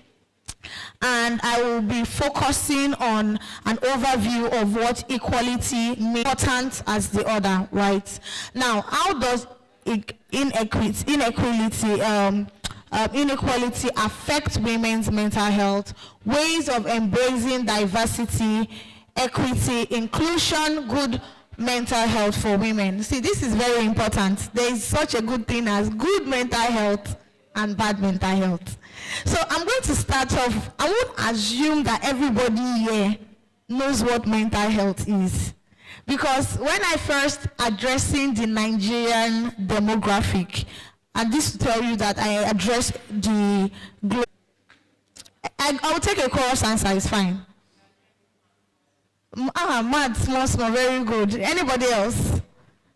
Are we, of course, Yaba left now. Why are we doing like this? Right? Yaba left. Or, wait, Asiwi, what's the word? It just goes on and on. I once entered a public vehicle, and as I was about to enter the vehicle, they kept adjusting for me to enter. Some of these people are giving me space to go inside. What is inside that place? I eventually got there, and I found a man who was looking really tattered. He was looking unkempt. I said, God, I beg you. This one should not come and bite me inside, boss. But the funny thing was, I now noticed an engine in front of him. Then it occurred to me, he's not mad, he's a mechanic. You know how mechanic will just want to get something down the road, they will not clean up, they'll just go like that. But every other person in the bus thought something was wrong because of an ideology that we have of what a mad person should look like. So I'm here to change that mindset that mental health is not necessarily when you don't have your shirt on, right? It's not necessarily when you don't have a shoe or your hair is looking tattered. Also, it is okay, whatever primary emotion that you're experiencing is totally fine. However, when there is an imbalance, when you get overly excited, when you get overly sad, when you get overly jealous, when you get overly irritated, that is when people like me come into play. And I'll give you an example. If I were to say, oh, take this biro, and the biro is 200 naira, and you climb on the table, you raise it up, you tear your shades, oh my God, biro, won't you think something is wrong with the person? That is where I come in. But if I give you 200 million and you start crying, you fall on the floor, my village people have found me, did I know, and they are wailing over getting that kind of amount, you of course think that this one does not know how to appreciate a good thing. Now that's to show you that there can be an imbalance. Now the kind of people I have conversations with are people who begin to understand that they are not able to process information like they usually would. But I digress. Let's quickly move into the slide. Now, I'll be talking about equality. And you can see here that equality on women's mental health entails the elimination of violence, discrimination based on sex, age, income, race, ethnicity, background, sexual orientation, or religious beliefs. Now, the list goes on and on. Women. All women, irrespective of your skin tone, irrespective of your height, irrespective of this or that, it's, it's affectation. You understand that there are a lot of women who are misdiagnosed for very basic conditions just because they are women. That balance is out of place. I'll give you an instance, and I could be wrong here, but, when a woman is being diagnosed for a heart attack, the symptoms she feels are primarily quite different from what a man would feel. For some women, they feel a slight tummy ache and not necessarily the drenching pain that men feel on their arm and all of that. So you will find women who are experiencing certain symptoms, they tell them, go, there's nothing wrong with you, you are fine. But in the mental health space, you also find that there are particularly illnesses that are tailored to women. For instance, there's a condition called the premenstrual dysphoric disorder. Now, this is a mental illness that affects solely women, except you're a man that gets your period. Now, this is a mental illness that is, is diagnosed through symptoms like you start experiencing mood changes due to hormonal changes in your body. You also start to experience, headaches. You start to experience irritability, fatigue, excessive eating, under-eating. The list goes on and on. But the point here is that it affects just women. Now, when a woman comes to a medical doctor who is not very familiar with this condition, you will now hear them say something like, oh, is it not your time of the month? You are getting your period now, so there's nothing wrong with you. I currently actually have a diagnosis like that on my table. And I can tell you for a fact that this lady has been to different gynecologists, she's been to hospitals, and they've just told her, you just have what we call hormonal imbalance. And this is one of those things that happen to women. But when she was able to have a proper conversation with me, we were able to understand that these experiences she had only happened when she was about to get her period, which helps her meet the criteria for this particular disorder. So also for depression, anxiety, can't sleep, is the OCD. I'm arranging my house. OCD is, for some people who might not know, is obsessive compulsive disorder. It's a disorder that causes you to obsessively, compulsively do an event over and over again. So if you want to self-diagnose, except you have done that in 50 times in a day, you are probably just a perfectionist. For instance, you are ironing your shirts. You now quickly put off the iron. You went to work. You now go to work and asking yourself, did I put off that iron? And you think, let me check. You call them, hello, help me check, is that iron on or off? They tell you it's off. You say no, you want to confirm. You drive back all the way back home. You go back to the office, realize that you are trying to move on with your day, but you now confirm again. It's not that you have a memory loss, but there is just that compulsion that obsessiveness to constantly check and confirm. So for some people, it is germophobia, where you're constantly, washing your hands, making sure your environment is neat, all of that. But it's, it shows in different aspects. Now, I'm taking this lens to show us how little things that we have overlooked and interpret for women and also men what their mental state could be. Okay, and I'm going to give us another quick illustration. As Nigerians, this one is very relatable. The other day I was driving to work with a friend, and the Nigerian police stopped us. And they said, "My guy, park there." We said, "Oh God, what do we do?" And these people just dragged us, and we had to pay a large sum of money, and we went about our way. And I just realized that personally I got very overwhelmed. I was very upset. And I was like, "How do you cope with this?" And he was like, "This is normal now for the Nigerian men.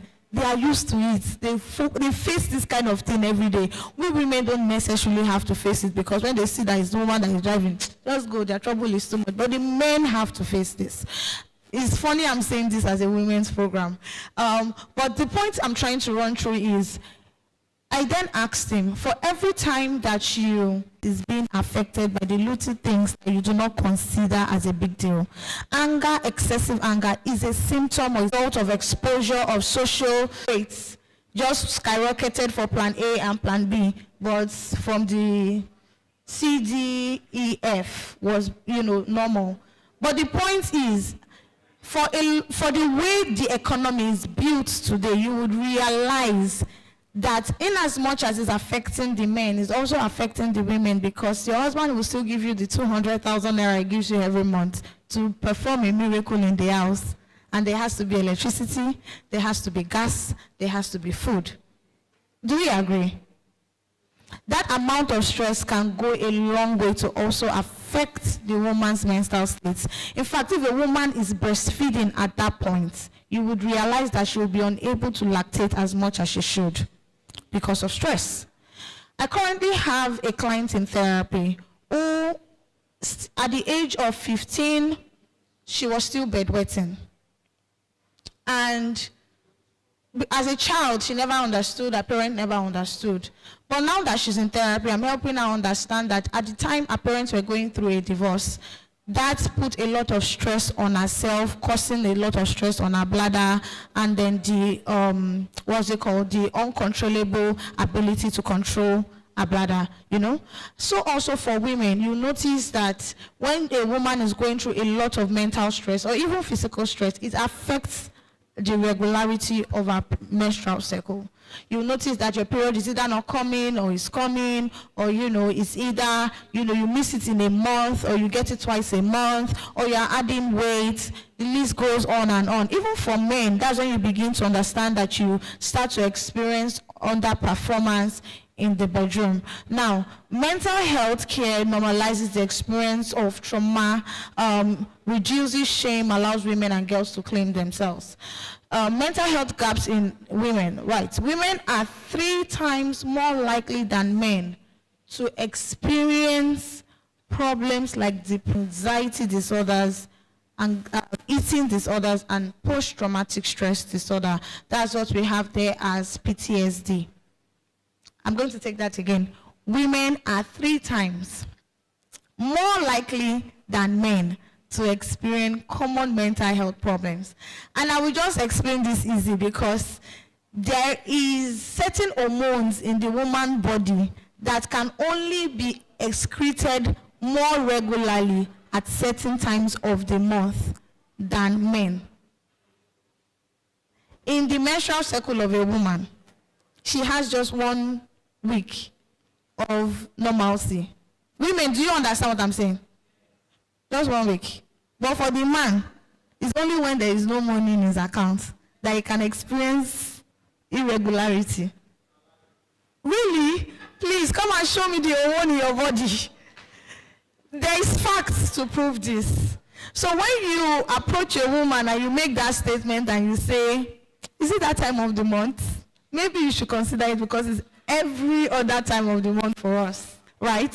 So it shows you that even when she's going through stress, there is that possibility that it would be heightened due to either the over secretion of certain hormones body, or the, inhibition of some. Just to be sure, when I mean secretion, that's mean like production of a hormone. And when I mean inhibition, it means that it is not produced as much.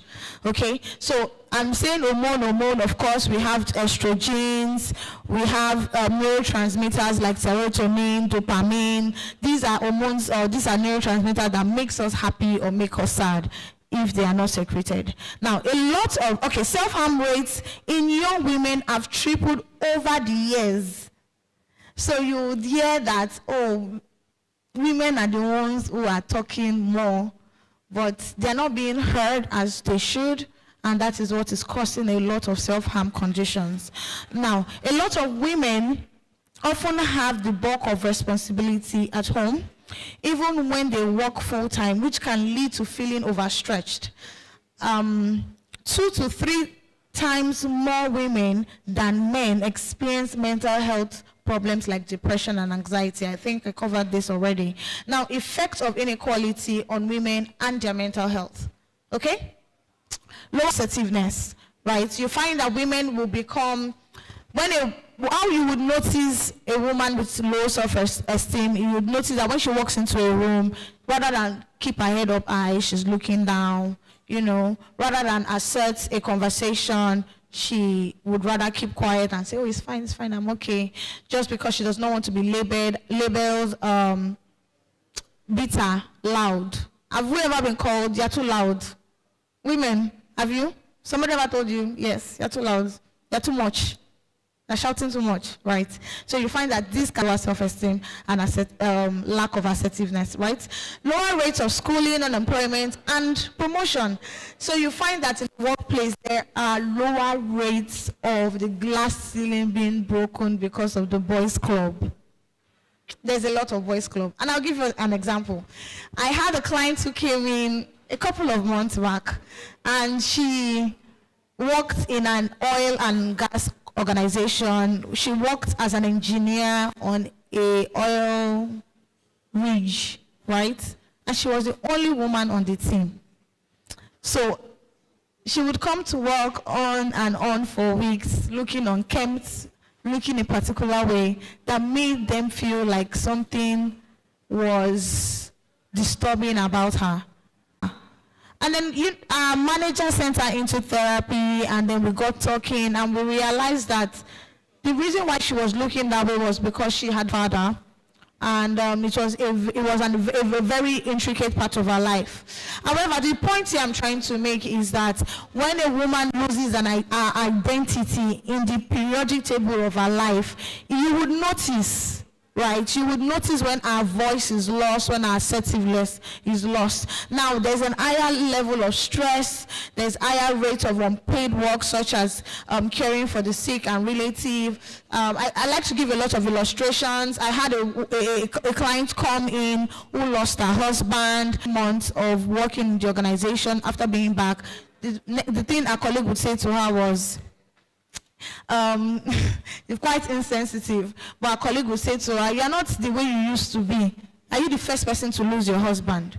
So there is an expectation of women to meet a certain standard that is quite unreasonable. Now, exposure to higher rates of sexual assault, intimate, and I would say this again, I will give you stories on end. Just this week, I had a client who came in because a colleague had sexually harassed her, and she was so afraid to go to the HR to talk about her experience because she felt like she would be discriminated against, lower work tax will be given to her, and she didn't want any of that.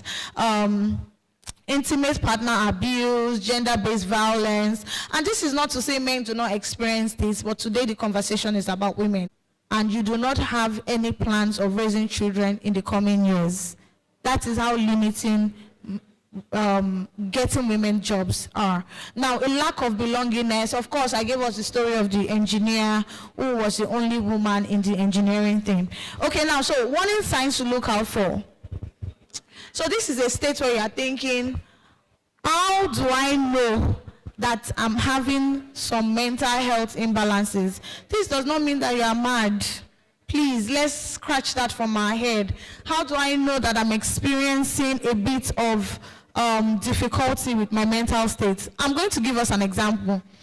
According to WHO, 1 in 4 people is struggling with their mental health. So let's count. 1, 2, 3, 4. The man on yellow. Is it okay to experiment with you? Just to prove that it can be any random. I don't know you, you don't know me. I won't ask you any embarrassing questions. Okay. So what's your name, sir? Yusuf. Okay, everybody meet Yusuf. Hi, Yusuf. Okay. So Yusuf, how many hours of sleep do you get in a night? When do you sleep? Maybe 12 and wake up at 4. Okay. So according to WHO, you're supposed to have 8 hours of sleep. And I'm going to show you how that insufficient sleep is affecting your mind already and you don't know. Okay? So when you are reading a document, either on your phone or in a hard copy, do you find it difficult to go back to what you're reading if there's a little distraction in your environment? Sometimes, right? Would you walk into a room and you think, wait, why did I enter here? And you're trying to remember? You do? Let's be honest, you do. Yeah, okay. What about the fact that when you wake up, you just wake up with an overwhelming tiredness and you just want to sit down first to think about what you want to do for the day? These are just 3 questions, but these are strong belief that you might be experiencing insomnia, which is a mental illness. So it does not mean that you are mad, but it means that you're experiencing something that you need to check up on. So Yusuf, please do 6 hours. Try.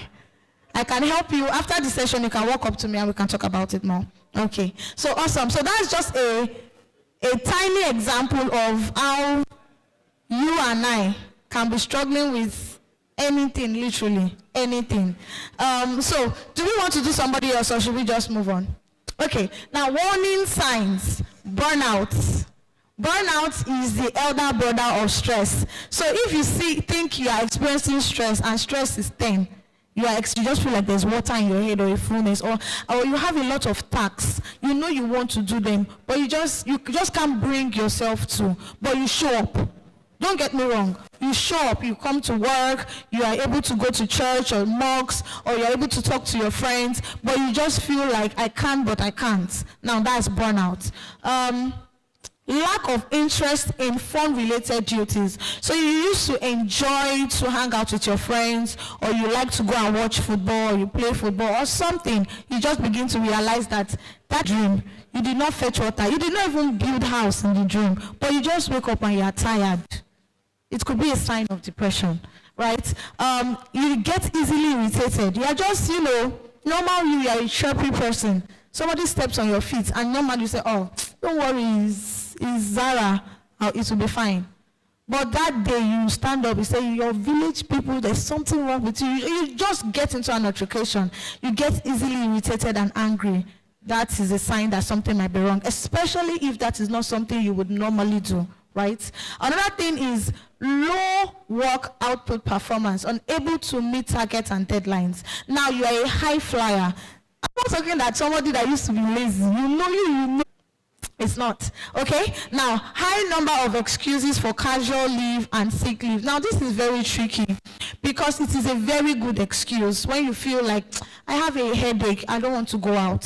Or my leg is paining me, I don't want to go out. But you know yourself, usually these are things that you can cope with, but you're struggling with now. Now, this could be a sign.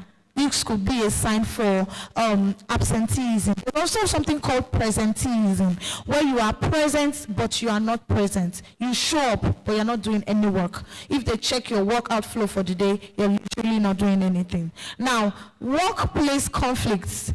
You just have a way of finding yourself in the mix of a fight. It concerns you. It not concern you. It's your business, but you just see that you are somehow in the midst of it. That could be a sign of probably even anger management. Now, trouble understanding. Now, this could also be concentrating. Feeling sad, unhappy, down. Like I said, these are all normal feelings. But it will get to a point where there is a boundary and there's an excessiveness, where you should not be feeling sad, but you're still feeling sad. I'll give you an example.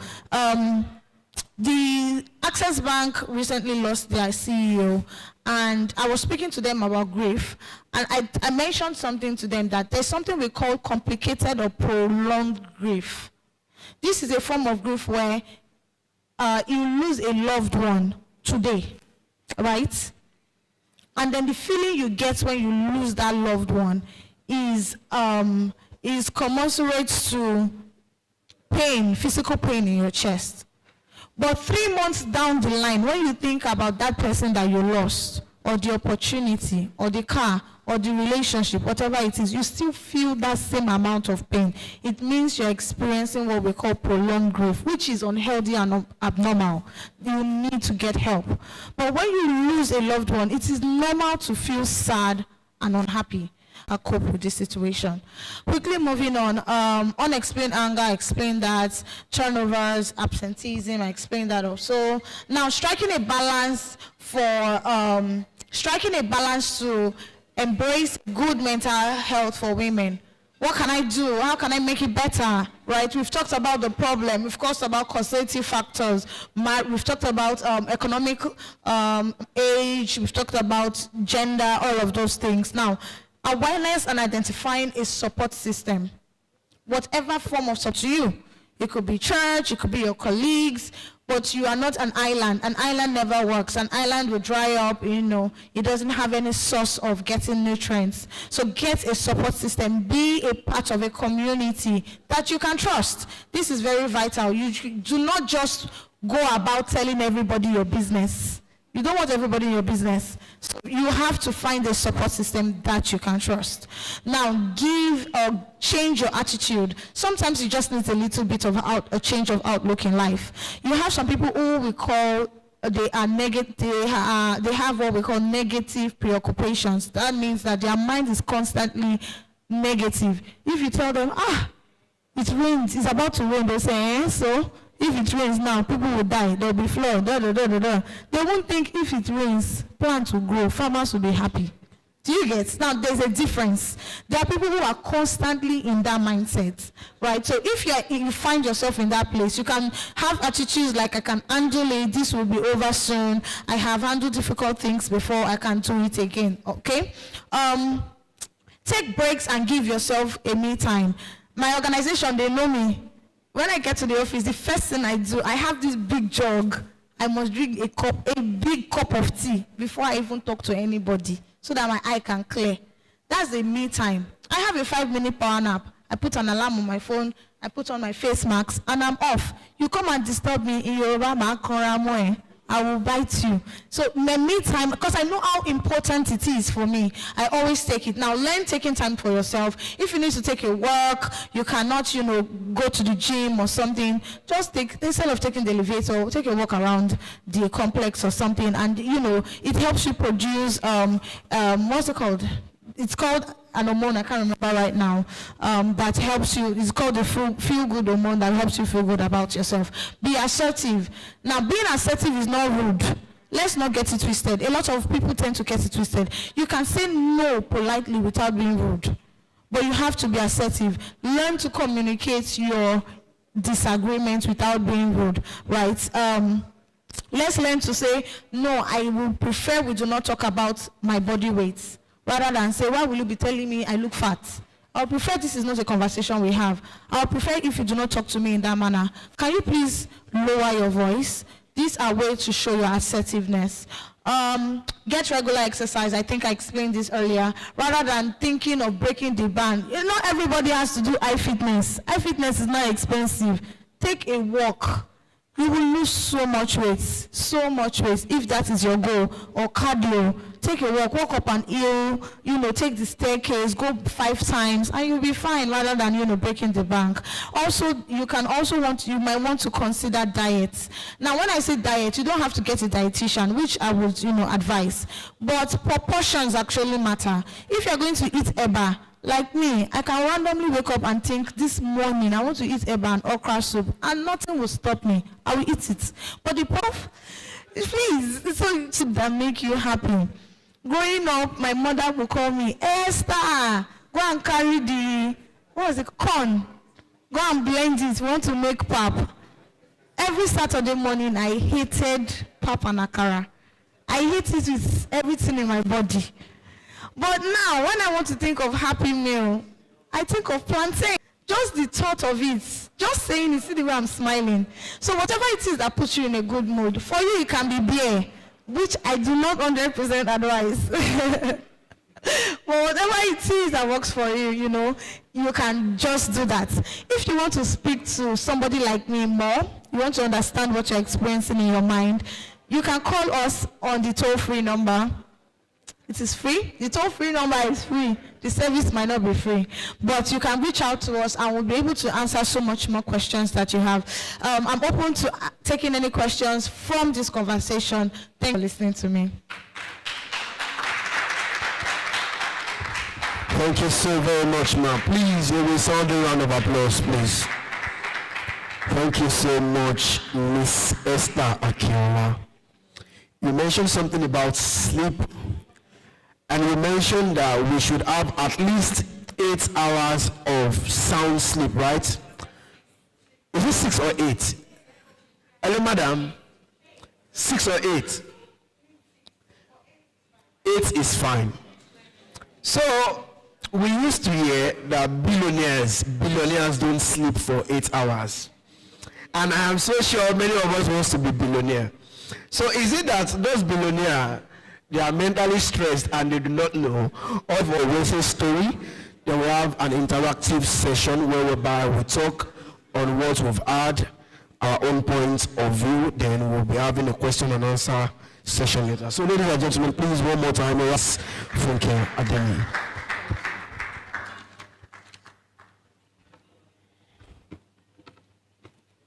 So I was listening to the session on mental health. I hope you all took something from it.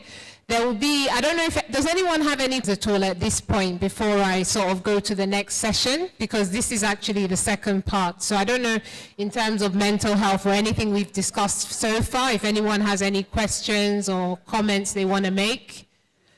No? Is there a mic or you can come forward?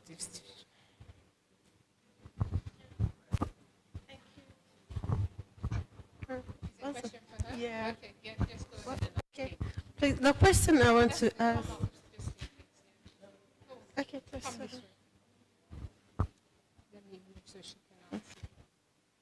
Yeah, go ahead. All right. The question I want to ask concerning the insomnia, people don't sleep, wake up.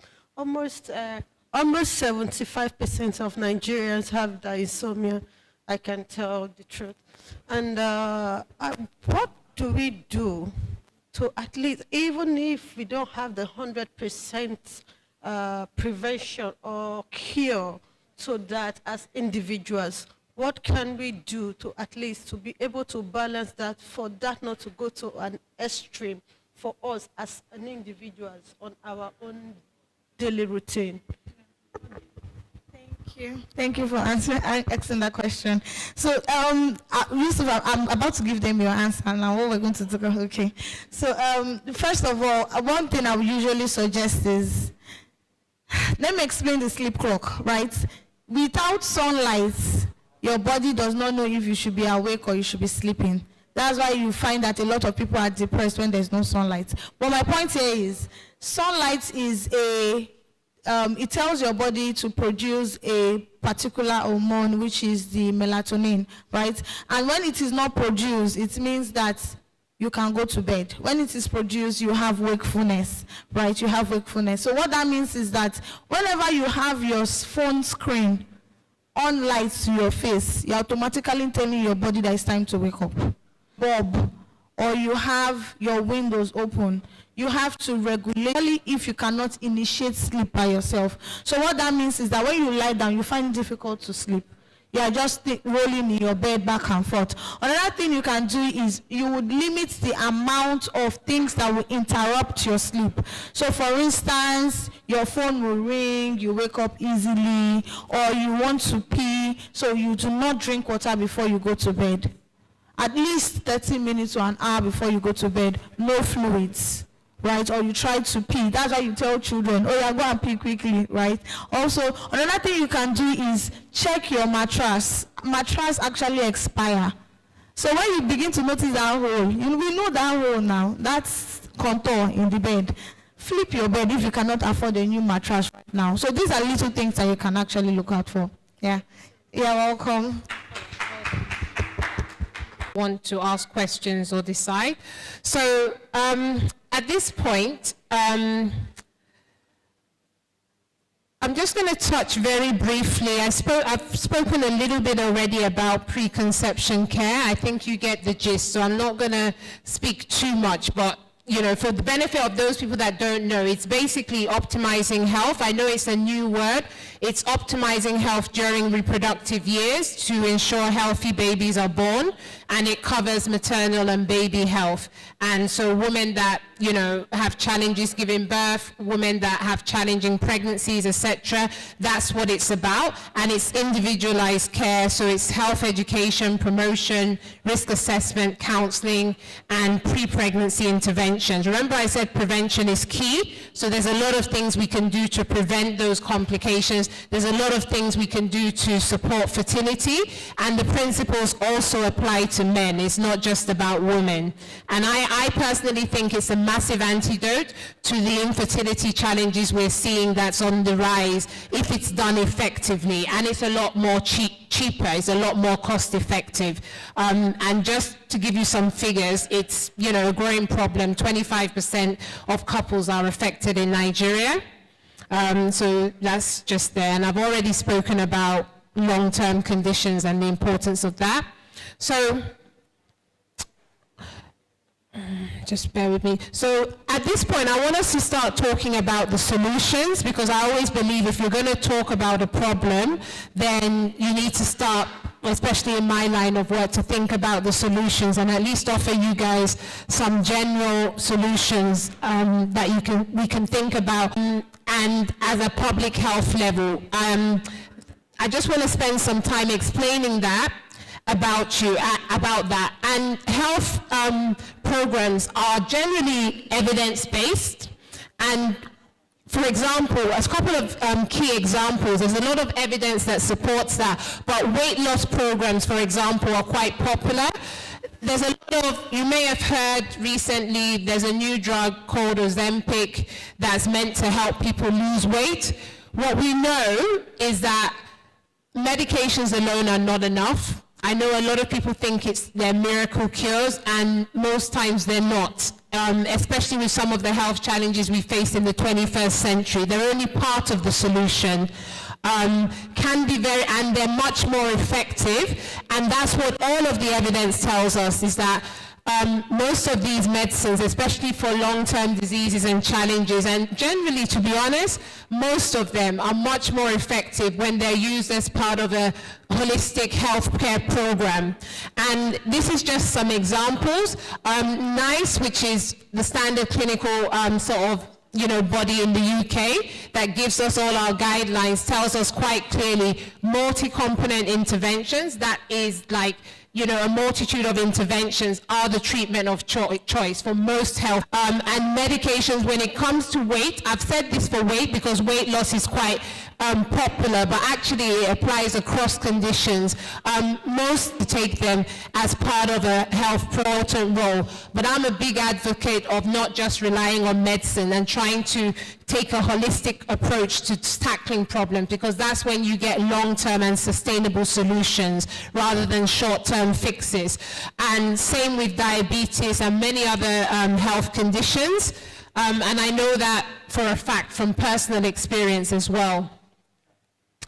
So I just wanted to speak a little bit about that for the benefit of some people here and people that may be watching. So this is kind of like a health program, and I just wanted to mention it because some years ago they brought this out in the UK and were asking us to do structured medication reviews, and they were really, really good. I put diabetes, I was able to reverse just by taking a holistic approach, which included lifestyle, non-medicinal options, medications, and really taking a personalized approach. The problem was they stopped us from doing it because, when you have a public You always have to get the balance right, and it was expensive because it was time consuming. Although it benefited the patients, we always have to find that balance. So I just really wanted to use those slides to illustrate that healthcare programs, and when you take a holistic approach, and it's for you as individuals, the reason why I'm saying this now is even as individuals, you really responsibility for your health, your choices and things you're doing, and don't rely on just society, we need to do more, but at an individual level, you need to take responsibility for taking a holistic approach, considering more than one solution to your problem. And we'll talk a bit more about that as we go on. So the other thing I wanted to say is that, like I said, health programs are great, but a lot of the existing ones, there are some challenges because, again, that issue between women and men and some of the challenges we face, it doesn't, you know, I was speaking some moments ago when I was saying how much time we spend doing unpaid care work, which takes up a lot of our time. Then you go to work. Some people, it's like, where is the time for them to be telling them they need to exercise, but where is the time? You know, maybe like I know people that work in Lagos, they spend 2-3 hours getting from A to B. By the time they finish work, they're getting home, some people 11, midnight. Where is the time? If you're a woman, you have children, you have to cook, etc. So these are things that a good healthcare program should take into account. A lot of them at the moment don't. And then there's the culturist element. I know that everyone sitting in this room is Nigerian, although maybe from different tribes, but there is also, I believe, especially from where I'm coming from, our culture also has an impact on our health, the decisions we make, you know, traditional medicine, traditional ideas. Not that those things are wrong, but I think the way that some of those things are applied and utilized needs to evolve with the 21st century. And a lot of trials, a lot of things that we use, some of the trials are limited. They haven't necessarily been done in our communities, but yet we're trying to use them directly how they're being used in other places. And a lot of health programs are generally, like I said, I gave that example of something we were doing that worked very well, but from a public health care perspective, people might not want to take it board the government because it's expensive. So this is where, as individuals, you also need to think about what you can do, but also as businesses, as organizations that care about staff, if there are business leaders here or people that run their own business or those watching, this is where I feel they can come in and help as well. So the question is there an alternative? And I would say yes, there is an alternative that I am going to speak to you about. But before I speak about that, I just want to quickly touch a little bit about us as an organization, and then we'll have a brief break, get an opportunity to stretch legs, and then come back again for the final part of the session. So let me just introduce formally Westside, because I know you've been seeing the slides, you've heard me speak, and I haven't really spoken about who we are. So I just want to take a moment to speak about that before we go on break. Okay. Okay. So, who is Westside, I guess is the question. So Westside was set up about 11 years ago, and the idea was I kind of saw a world, basically. It started where I saw a world where women and their communities could be enriched through sports and the opportunities it presents. I played basketball myself to national league to high level, and at that point in time, when I conceived the vision, I was kind of just, you know, starting work, early years of my career, as well as still playing basketball, but coming to the end of that. Or, I mean, I could have gone on, but I kind of had this vision. And what I saw at the time was that if we could inspire people, call heroes, empower people through education and awareness activities, and really creating local opportunities for local talent. So this was what I kind of conceived and thought about in the space of my own little room that over the time has come here and kind of brought me back to Nigeria. And since then, since we accept, we've evolved. So 2012, we went live. To date, we've had several sporting events across all geopolitical zones in Nigeria. Our sporting events are mainly for women, but we work very closely with men in terms of the ecosystem. And we have an academy we launched back in about 4 or 5 years ago now, or about 4 years, where we mentor coaches and really try to raise leaders and really change that concept of, Nigerian coaches or African coaches being inferior to other coaches. And since then, we've done, we do health screens, we do seminars online, etc. This is the first time that I'm coming to Nigeria with my professional cap and doing a seminar like this. So forgive me for all the challenges you see. We'll definitely do better next time. Then there are a couple of books that were written to support what we're doing, one being health. Again, like I said, a very holistic books that kind of covers an overview of health, a very good starting point. That's the first time I'm bringing this to Nigeria to sell. I've been selling it before in other countries. And then we wrote a book for the coaches to empower and enable the coaches to do better. And we have a sports academy where we do, it's generally an academy where we do a lot of online courses. Again, like I said, with our goal to inspire, to empower, and enable. So that's online. We have several coaches that are part of our program. We also have referees, other people buying in, and we also have a couple of health courses on there as well. So these are just some of the pictures of our events. So that's Otukpo. We did something for the young girls. It used to be David Mark's tournament. Then that was Calabar. That was, I think, our second camp we did there, or first camp.